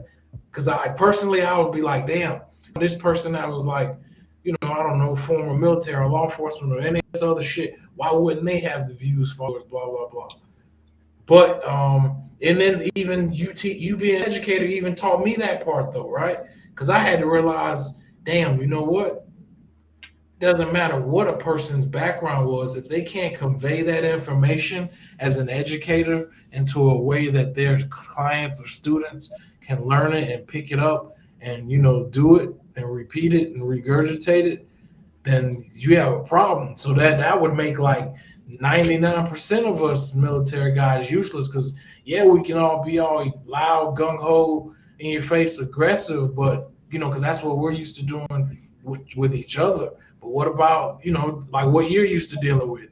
Your female clients, your men who aren't that aggressive, your children, you're younger. You get what I'm saying? It hit me that I was like, damn, I need to shut the fuck up because no matter what kind of your background might be, you're not conveying it like LMB would be saying as an educator. If what you know after your 50 years of whatever, if you can't easily tell it to these people, kids, women, if all you know how to do is right, yell, get over here, all in their face, and you can't handle going, calmer and small and slower and softer, or if you can't get out of what if in every situation of death, then shit, I'm sorry. And here's my last little tangent, all right? Hey, no, you good. You good. I'm I listening. can't stand I can't stand when I'm dealing with firearms instructors, right? I get it. All instructors everywhere will what if everything to death. Okay, we all what if everything, whether whatever in life, whatever law enforcement, cops, people on the street. We all what if. What if I run out of gas? What if the dog bite me? We what if everything. So same thing with firearm instructors, particularly civilian, particularly those like I mentioned who haven't been in at least 5 to 10 gunfights and survived to be able to know if their own shit and tactics that they're talking about and bragging about actually work. You know what I mean? There's Yeah. sometimes you know everything you've been teaching and go on and so forth, and every video that you saw when you yourself get in that practical position and shit hits the fan. Sometimes you learn, damn, what I've been teaching everybody, that shit was wrong as fuck. That would have got me fucked up, them fucked up. Glad I didn't do that shit. Whoop, let me, you know what I mean? Let me reround, pause that, and you know what I mean? I had an Yeah. issue a lot of times, or just like I said, because to me it all comes down to when I hear a civilian firearm instructor, and then I know he hasn't been in gunfights. I know he has not survived with his own tactics, his own what he knows to keep himself alive on more than one occasion. Which don't get me wrong, I'm just saying that as a Marine, you expect that Mhm. from from us. And on the street, hell no, I don't expect you to know 5 gunfights or this, that, and the third. But just my point is the same way you would have talked like a virgin, all right? Because that's the way you got to understand that military and veterans look at a lot of civilian firearms instructors, all right? We look at it as like we're porn stars, right? And we're talking virgins, right? That's the analogy we have.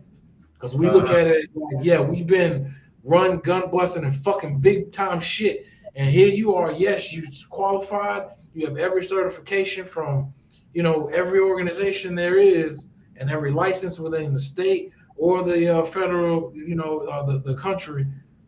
But how many motherfucking gunfights have you been in? How many times have you disarmed somebody? How many robberies on yourself have you stopped? How many times did you stop your mama, auntie, anybody?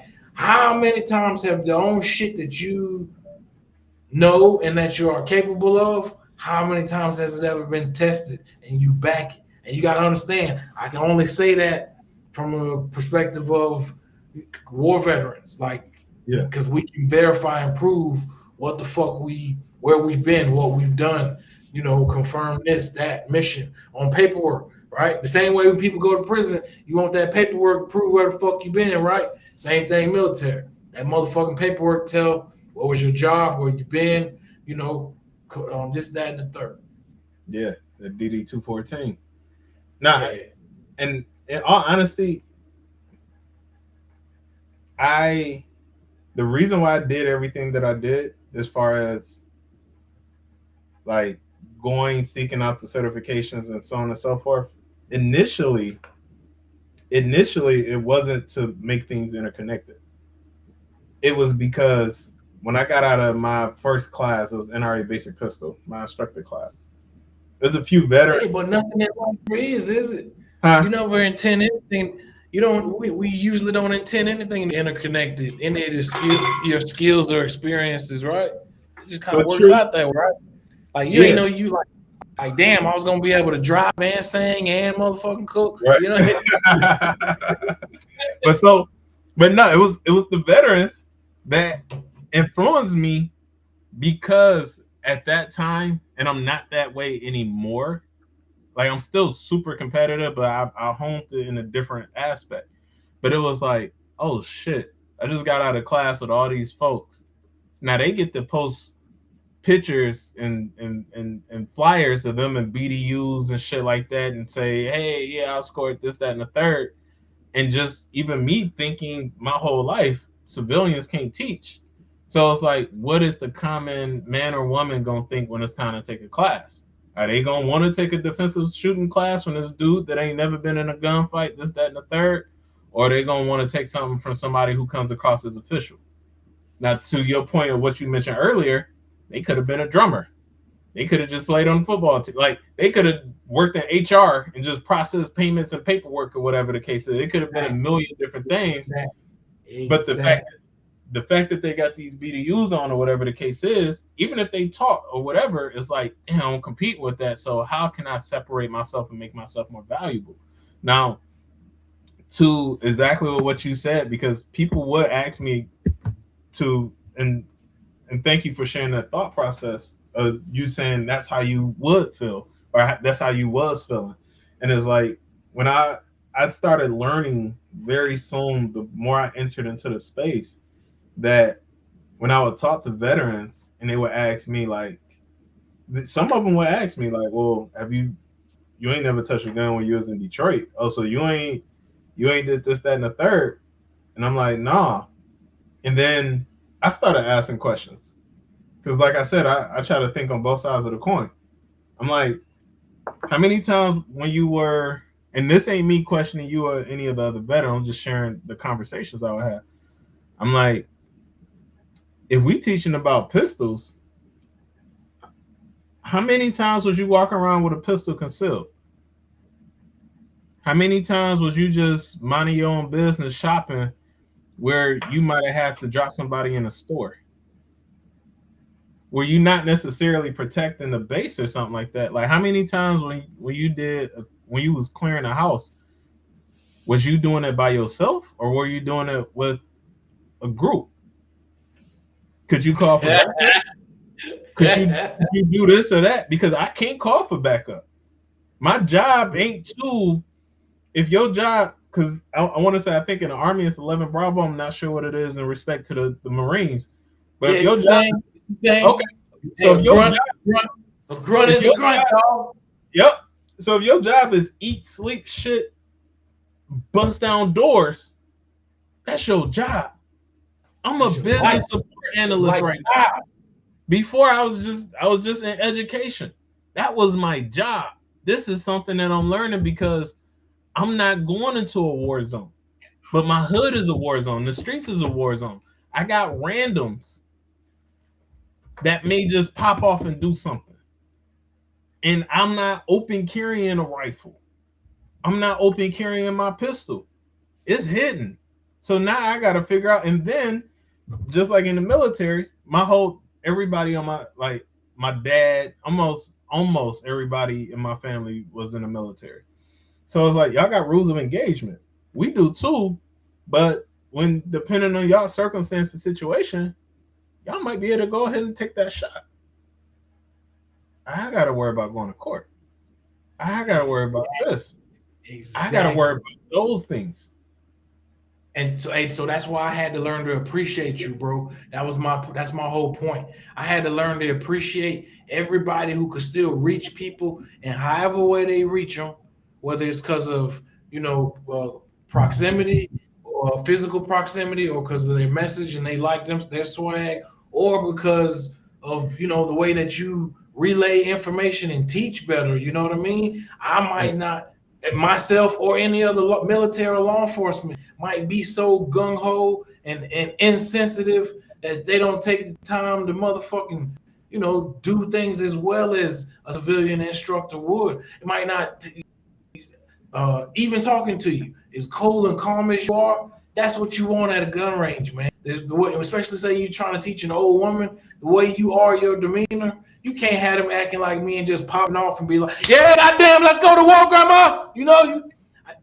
A motherfucker like me has to like learn and adjust to not be that way, whereas you're that way off rip. So there's millions you reach, there's millions I reach. I just had to open my eyes to the fact that, damn, you know what?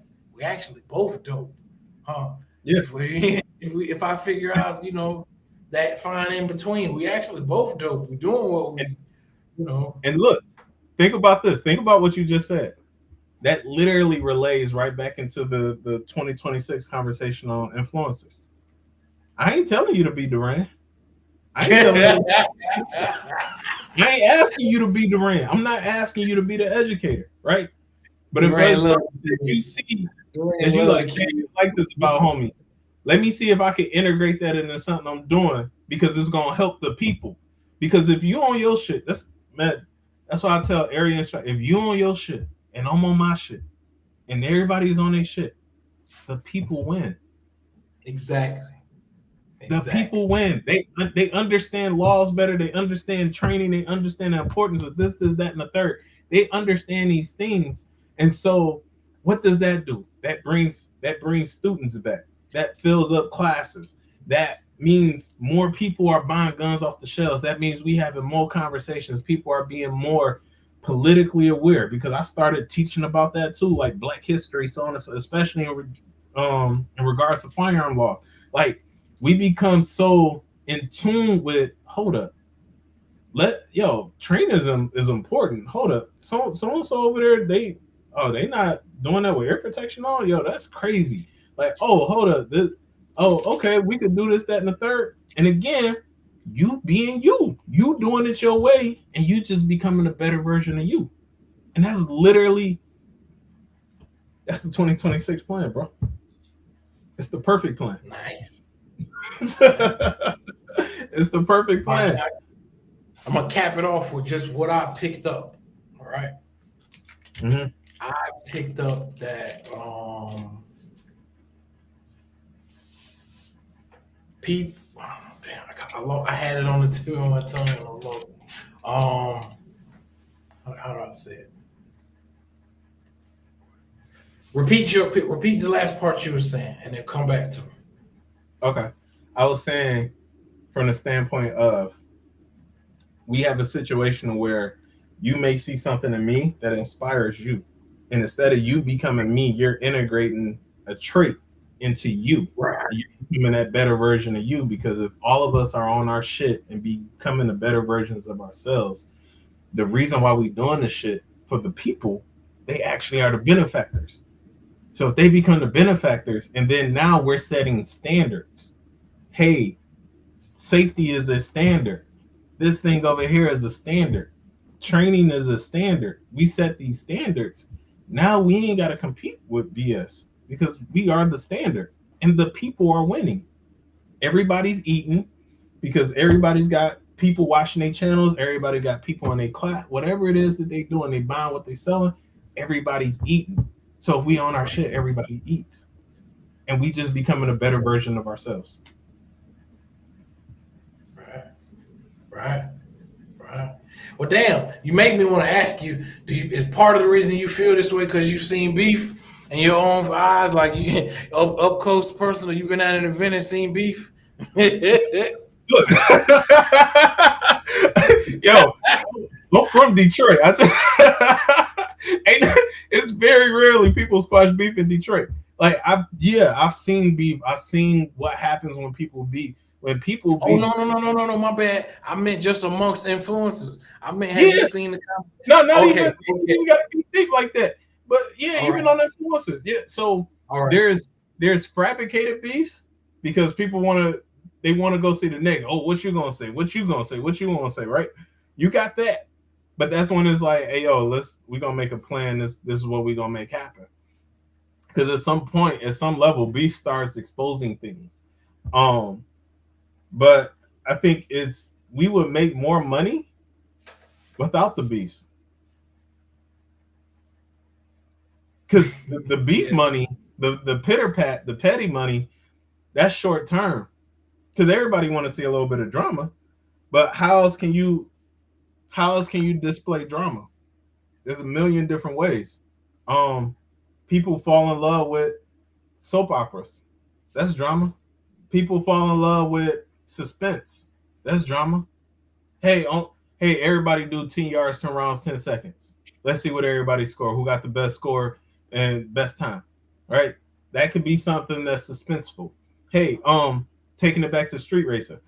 Hey, I'll I'll I'll challenge you in a shooting competition for your gun. You shoot for that gun. People will watch that. right. When people say, "Oh yeah, we collaborate, we doing this, we doing that," like people, especially. So I'm a liken gun owners to black people, just in a general sense. They think we violent already.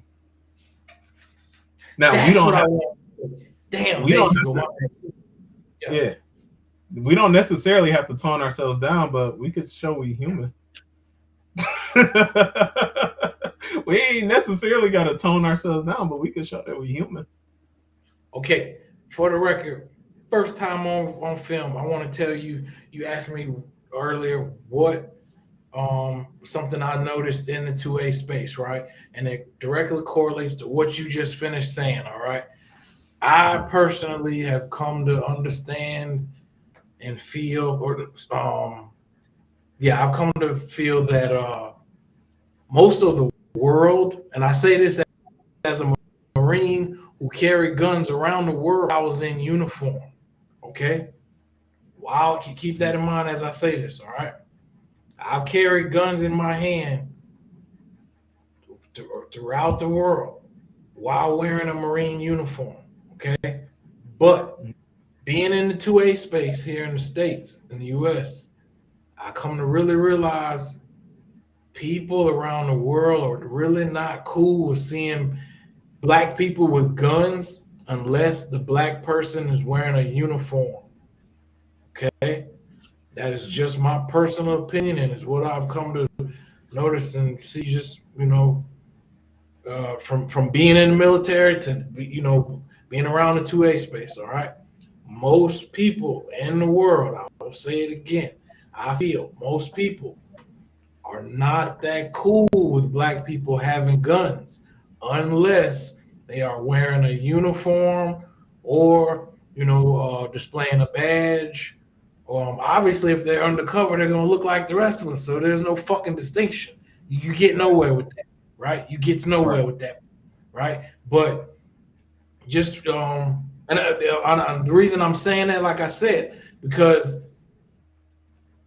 yeah, I'm a Marine. Went to Iraq 3 times. Man, this is what I do. So when I came online or social media hashtagging Marine or Rifleman, that just seemed real natural to me, right? That it just seemed Yeah. like two and two motherfucking would go together, right?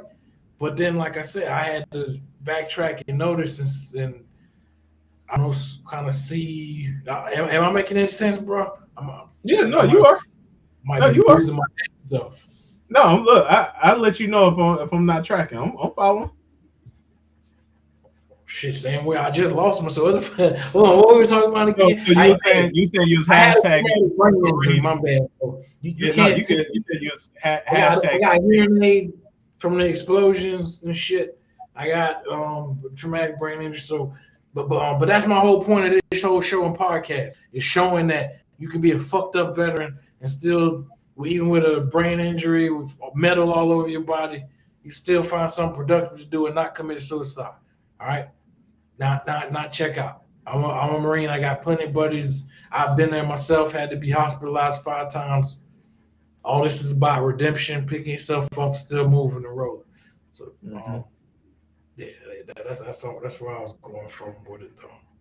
You Yeah, keep no, going though, man. huh? You keep going. I Oh didn't no, mean to I cut was you. gonna say I'm glad you here, and I'm glad the people that have been able to still be with us are here. Shameless Yeah, plug. Anybody that's going through something, you got Walk the Talk America, and you got 9988 988. Text it, call it, whatever. That's there. That's a resource. Use it if you need it, or if you know somebody that needs it, use it. Um, yeah, man, and actually, even just speaking of in the just the cross collaboration on things, and even because you mentioned this earlier, and I realized I never addressed it, the medical piece, bro. Um, and this is where it comes back to responsibility. I set up a situation where most of the instructor certification classes I run, and it's not so much that I want them to be me. I just want to recreate a standard. Most of the there's nothing instructor wrong with that. certification, yeah, most of the classes I run, they go through Stop the Bleed, or my version of Stop the Bleed, which means let's mitigate bleeding. Um, Damn right. they also have the opportunity because I'm a Stop the Bleed instructor. I'm also emergency first aid, and I'm American Heart Association BLS instructor. So they have the opportunity to learn and be certified in CPR. They're not going to become a CPR instructor, but they will learn CPR, be able to get certified in first aid, certified in Stop the Bleed. And I actually, in my Let's Mitigate Bleeding, I have simulated bleeding apparatuses to where no, we going to you got to make a determination which bleed you're gonna stop first. Is this a serious bleed? Like we'll do stuff where I'll randomly pack an IFAC, and I may not put a tourniquet in it. I may put a bunch of BS in it, and it's like figure this out. But at the end of the class, they get an IFAC, because I got like a relationship with North America Rescue, and it's like, hey, I want to make sure you know how to use all the stuff that's in here. And it's like, well, what's the whole purpose of that? And it's the thought process. One, ain't no sense of you having an IFAC that's super cute and you don't know how to use nothing that's in it. Two, you know, also for real, ain't no sense of you having it if you don't know what to do with it. Like, what's the purpose? Two, now that you have it, if you run in a safe range, there's a very low likely that you're gonna actually use it on the range. But think of that confidence level you're gonna have when you say, yo, I've used some of this stuff before. I opened some of this stuff from scratch before. I know in what situation or what circumstance. So it's not a novel stimulus anymore. I've seen this. I felt this a little bit. Now it's real life, right? So it's one of those things to where if people start saying, "Oh yeah, no, I went with Duran. He do that bleeding class," and people ask me all the time, like, "Hey, bro, where you order your stuff from?" Other training counselors, I give it right to them. I'm not gonna gatekeep because if we set a standard, if we set the standard, stand on it, everything else becomes what it is that we need it to be. To where it's just like, hey, we got way more instructors out here that know how to handle serious bleeds or emergency bleeds. How much better is the industry at that point? If we got more instructors out here that care about, hey, this is safety, this is this, that, and the third, how much of a standard is that changing for everybody? Like, it's just it. Funny enough, recently, I had an active duty Marine. He just did one of my classes. We still in conversation. He's active duty right now, and like I plug him to all the Yeah, tell him you ran into me. Tell him you ran into a grunt, 0311, dog. Oh yeah, for sure. Yeah, no, I got you. And for what it is that he does I want to say counterintelligence, and he in our conversations, he literally told me the reason why he went with me over other people was because of that extra stuff that he was going to learn and get. And I think when I look at this industry overall, I think like, and this is me. This is me. I just really want people to want more. Like I didn't think I was going to become an advocate, and that's earlier when I said I'm not an influencer. I was going to say I'm an advocate, but I understand your perspective as far as calling me an influencer, which I agree and I accept that now. But I'm more of an advocate. I started learning about Black history. I started learning about this nation's history just in general. I started learning about the history of disarmed nations. I started learning about the fact that Malcolm X was a felon, and when he had that gun in the picture in the window, it was legal. It was completely legal for him to have that gun because during that time, it didn't become illegal to 1968. He was killed before that. It was perfectly fine for minors to have guns. We ain't have the issues that we had today. And I would credit 1,000% to people for just me taking the time to go back and restudy some of that. It was Kevin Dixie at his event, his yearly event. The real NOC, KD, right? Yes, sir. Yes, yeah, sir. I had him on the show. He's been on the show like 2 or 3 times, dog. Yeah. He the realest. I love that guy. Yeah. He had a trivia and it was on the third day. He was doing a trivia, and he said, which state had in a constitution, in the state constitution, that Black people couldn't carry guns?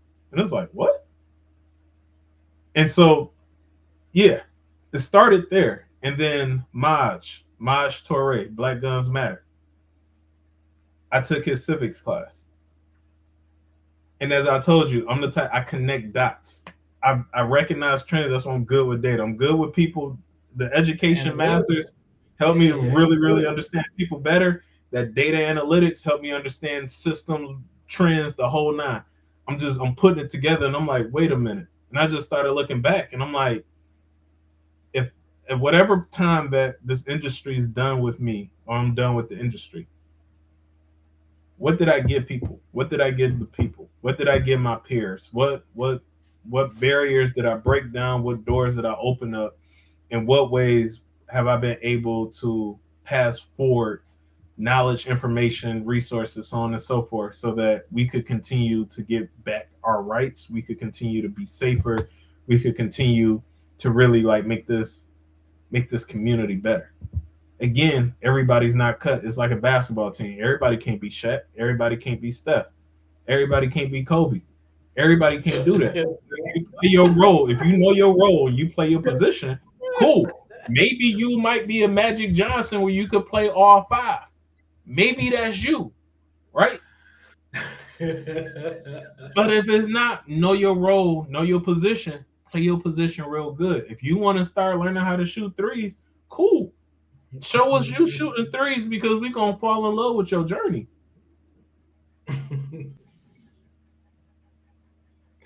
That's what's up, man. Hey, bro. Hey, Hey, well, I'm gonna definitely have to have you back on, dog. This has been one of the realest conversations I ever had in a long time, especially heading into the new year, boss.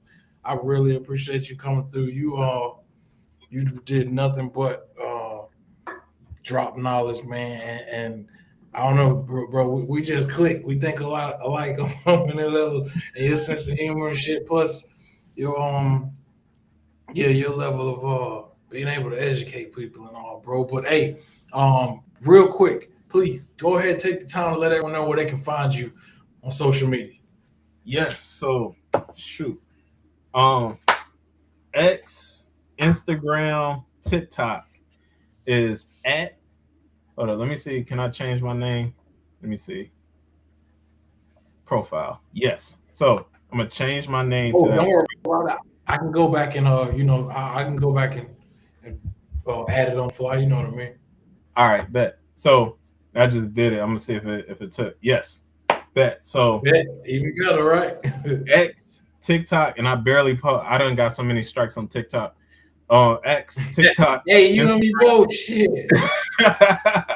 you and me both. is at LMB Lima Mike Bravo dot the educator. So the completely spelled out and then educator. Um, I want to say on YouTube, I gotta look this one up because I'm still building my YouTube. Actually, YouTube is the same one at LMB the educator. Facebook is Tactical Education and Defense. So just like how you see in my name, Tactical Education and Defense, that's there. And my website is www.lmbtheeducator. So no dots. lmbtheeducator.com. And that's how you can find me on social medias. That's how you can find my website. I mean, do everything: pistol, rifle, shotgun, um, defensive shooting. As I mentioned, the safety. I teach pepper spray classes through ASP. I have a store, so I'm still building it out. I got optics, ammo, parts like kits. I got the relationship again, like I said, with North America Rescue. Whatever you're looking for, 9 times out of 10, I could get it. But I'm just, I care about the education piece. I really look forward to hearing from some new folks, continuing conversations like this. I'm blessed and grateful that you had me on here, and thank you. I do apologize that it took so long, but during the time that you originally wanted to bring me on, um, I was completing the USCCA's Defensive Pistol Program. It's their new program. And I want to say, I think that program at the time only had a 30 to 50% pass rate. And I was like, let me get through this so I could talk my shit.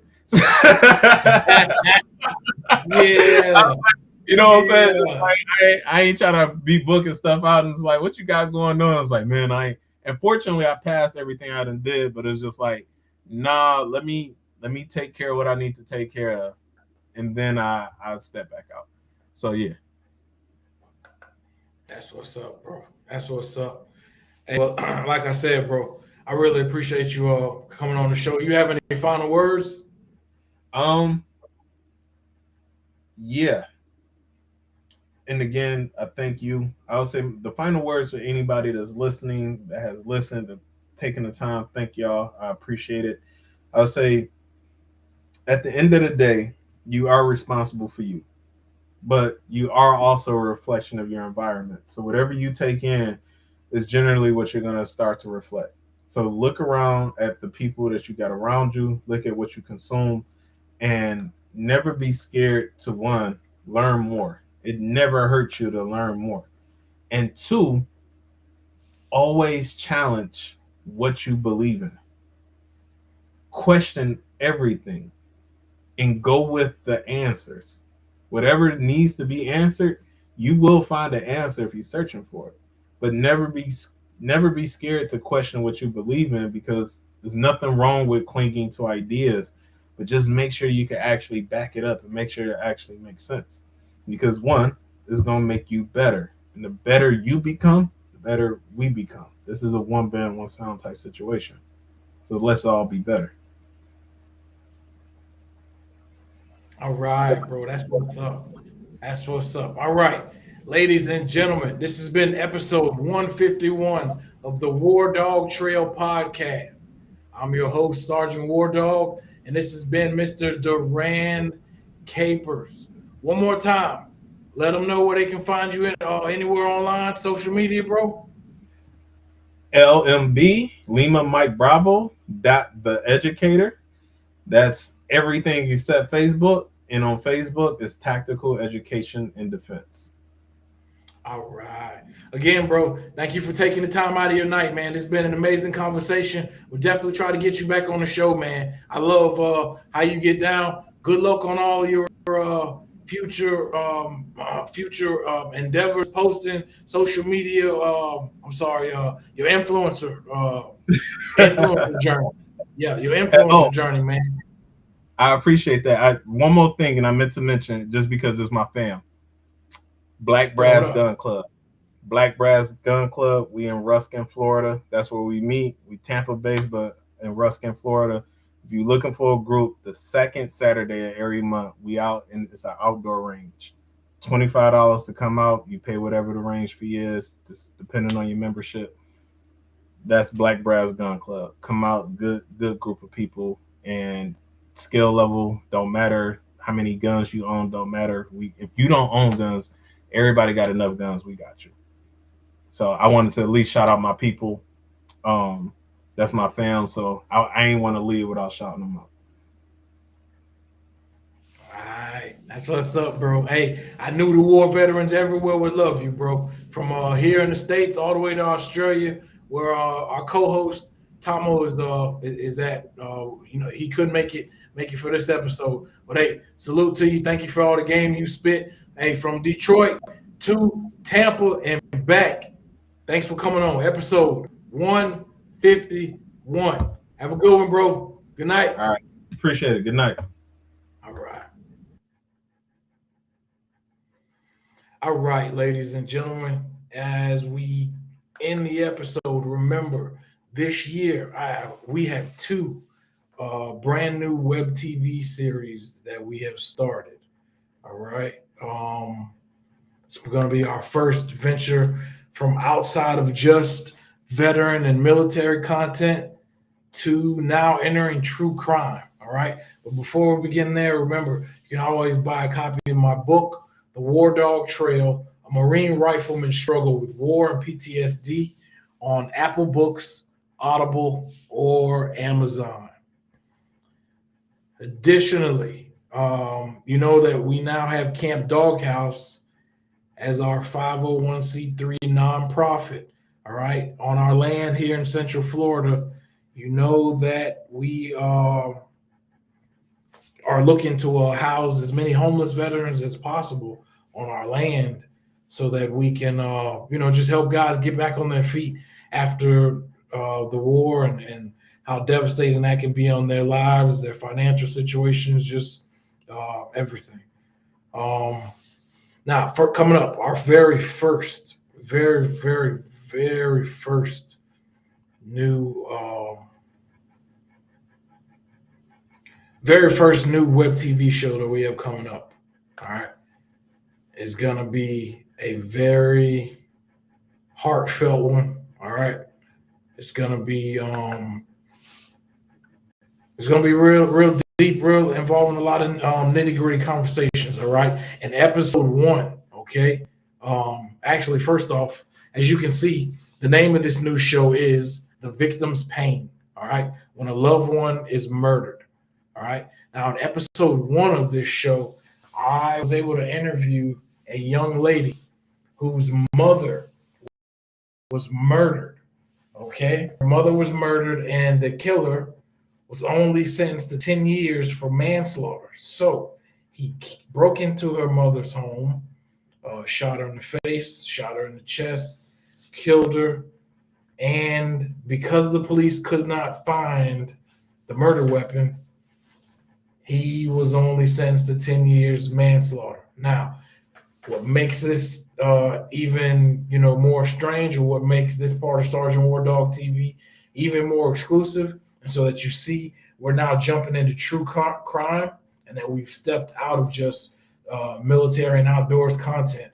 All right, I was able to actually interview this young lady after she ran into this killer on the streets 2 or 3 more times. Okay, this happened when she was 5 years old. In fact, her mother is a veteran. All right, her mother was an Army veteran. Okay, in the city of Daytona Beach, Florida, back in 1998. All right, she's an Army veteran by the name of Gracie Abner. All right, in episode one, this particular criminal by the name of Leon Leggett. All right, and that's Leggett spelled ending Gett. All right, no E. Keep that in mind. All right. Now, this guy broke into her house, shot her in the face, shot her in the chest, killed her. Like I said, served his 10 years, got out. Now, this happened to this young lady when she was just 5 years old. She grows up. She ends up running into him 2 to 3 times, right? Once in a store. Once she's working at a hospital. She's working at the ER. Lo and behold, this motherfucker comes in to get service at the ER. You believe that kind of shit? You imagine you're working in the ER and the guy that killed your mother walked in for service from you. All right? I'll tell you how that part went down. This is the kind of new content that I'm bringing out, that we're bringing out here on Sergeant War Dog TV in 2026. All right. Now, content like this is going to be for subscription only. All right. Now, as you can see, Camp Doghouse pictures on the screen, all proceeds will be going towards Camp Doghouse. All right. It will go towards housing, clothing, and feeding our homeless veterans on our land in Central Florida. All right. Right now, we've recently received our 501c3 approval, as well as our state of Florida approval from the Florida Department of Agriculture and Consumer Services. All right, so we are actually indeed a legal off-grid homeless war veterans shelter. All right, so subscriptions to Sergeant War Dog TV and shows like this and content like this that I'm bringing you, my brand of true crime, is going to be those proceeds will all be going right back towards Camp Doghouse and towards acquiring new RVs, towards acquiring the 9 acres of land, the clothing, the food, paying for our grant writers, just everything, so that I can do what I need to do to help as many homeless veterans in the Central Florida area as possible. Next, we also started a show that covers Brazilian Jiu-Jitsu. Okay, from the recent episodes of the War Dog Trail podcast, we've recently had Coach Larry Long on 7 episodes now. Right? Why? Because not only is he a Brazilian Jiu-Jitsu coach, he's also an instructor for both law enforcement and corrections in the state of Florida. So he will now be a part of 2 shows.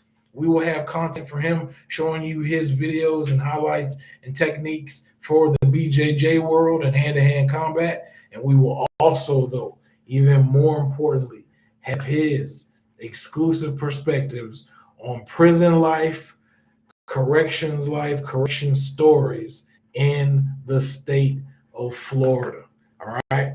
And the other show that he is a part of, okay, is going to be called Prison Grind.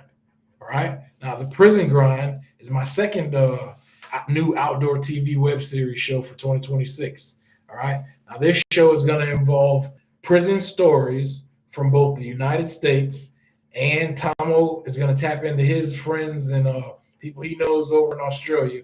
We will be talking to both COs and inmates in both state and federal prisons in both Australia and the United States on this show.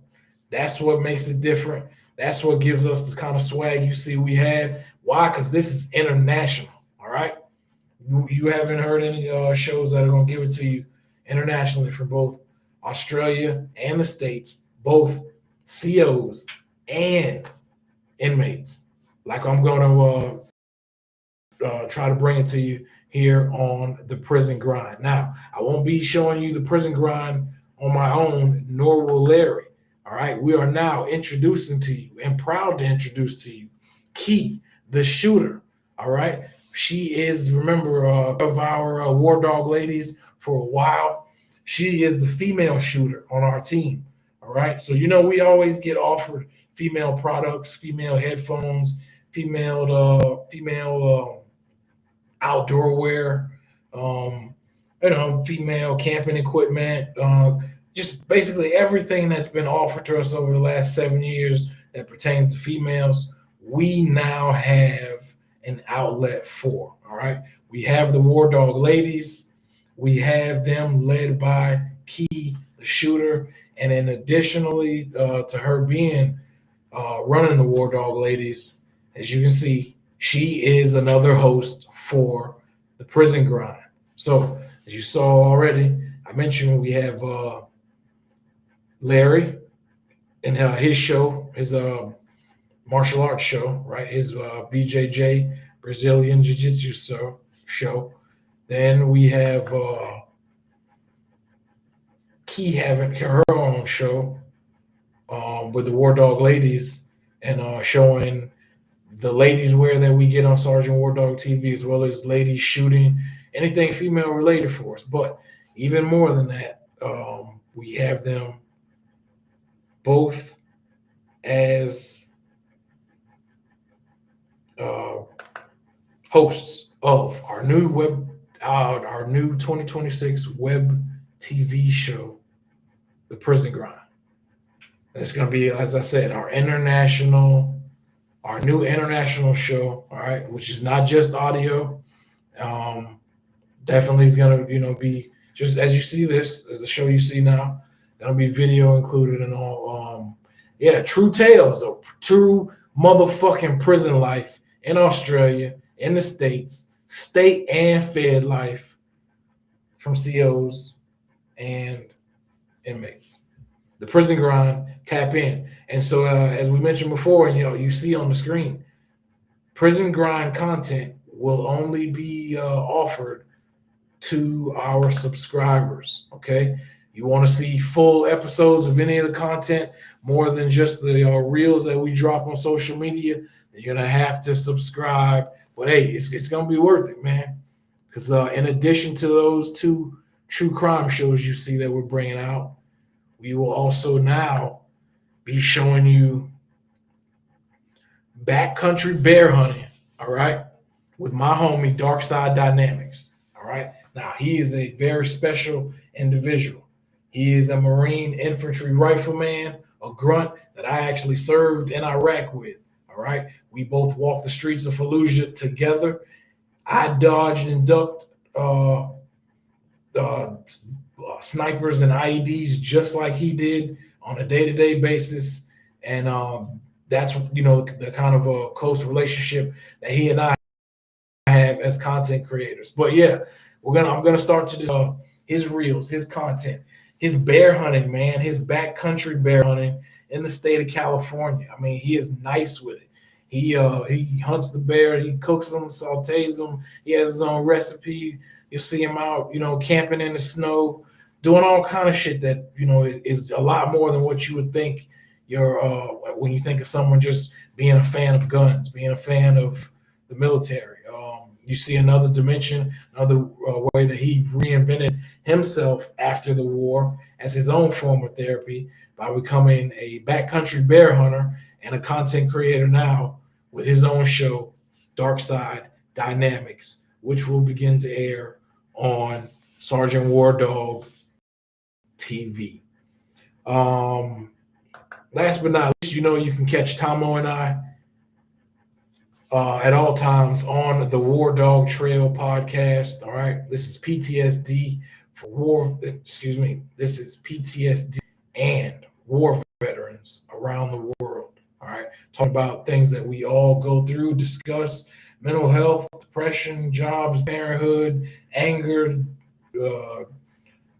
jail, law enforcement issues, fights, violence, inability to feel things, emotional numbness. You name it, we talk about it, being put in a psych ward, doing time. Not myself, just all the veterans that I tap into. We get raw, we get real, talking about things that I've gone through as a Marine after 3 tours in Iraq as a grunt, especially there for the very first day of the war. And for Tomo, all right, Tomo is a sapper, combat engineer. He served a tour in Afghanistan, and I have the utmost respect for everyone that's been to Afghanistan because I did not step into Afghanistan my damn self. All right. But here we are, both of us, throughout all our mistakes, our failures after the war, despite us being decorated and honorable war veterans, 2 major failures in civilian life. Hey, that's what this show is all about. The War Dog Trail.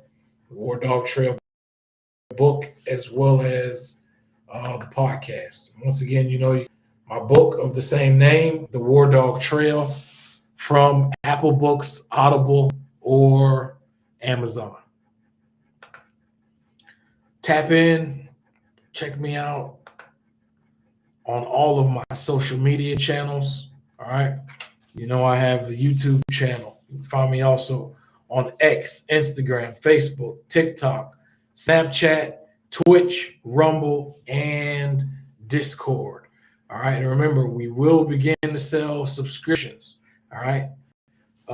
Specifically for our true crime content, for the content that's going to be directed towards our 2 true crime shows, The Victim's Pain and The Prison Grind. All right, so even if you look right now, though, right, if you look anywhere on any of our social media platforms, you should see us live. All right, as we speak, we're currently in this episode streaming live on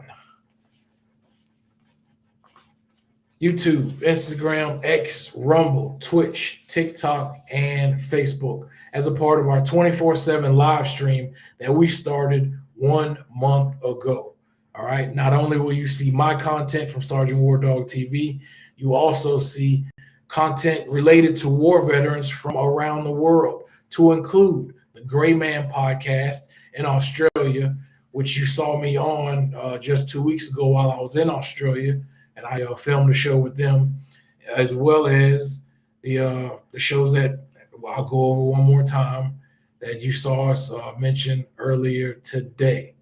The 24/7 live stream will now show episodes from The Victim's Pain web TV series, the Brazilian Jiu-Jitsu coach show with Coach Larry L. Long II,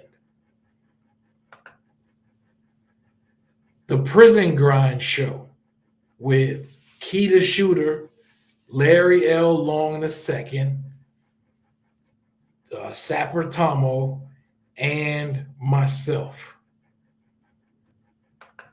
plus backcountry bear hunting with Dark Side Dynamics, my homie that I served in Fallujah, Iraq with, walking the streets and dodging snipers and IEDs.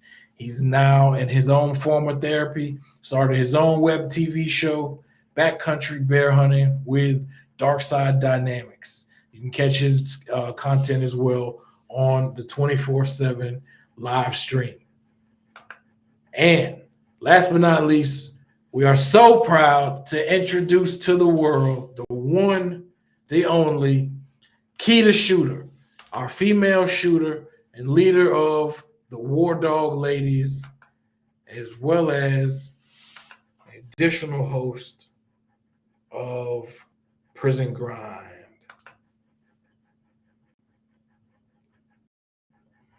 If I could just... I'm having no issues pulling that one up, but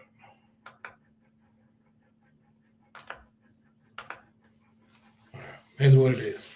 All right, ladies and gentlemen, this has been episode 151 of the War Dog Trail podcast. You know, we didn't have Tomo with us tapping in from Australia.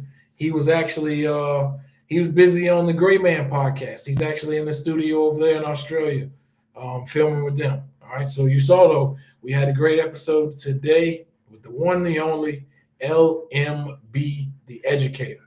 Episode 151 of the War Dog Trail podcast. Tap into our 24/7 live stream. All right. Have a good one. Stay tuned. Be on the lookout for everything that we're dropping in 2026. Salute.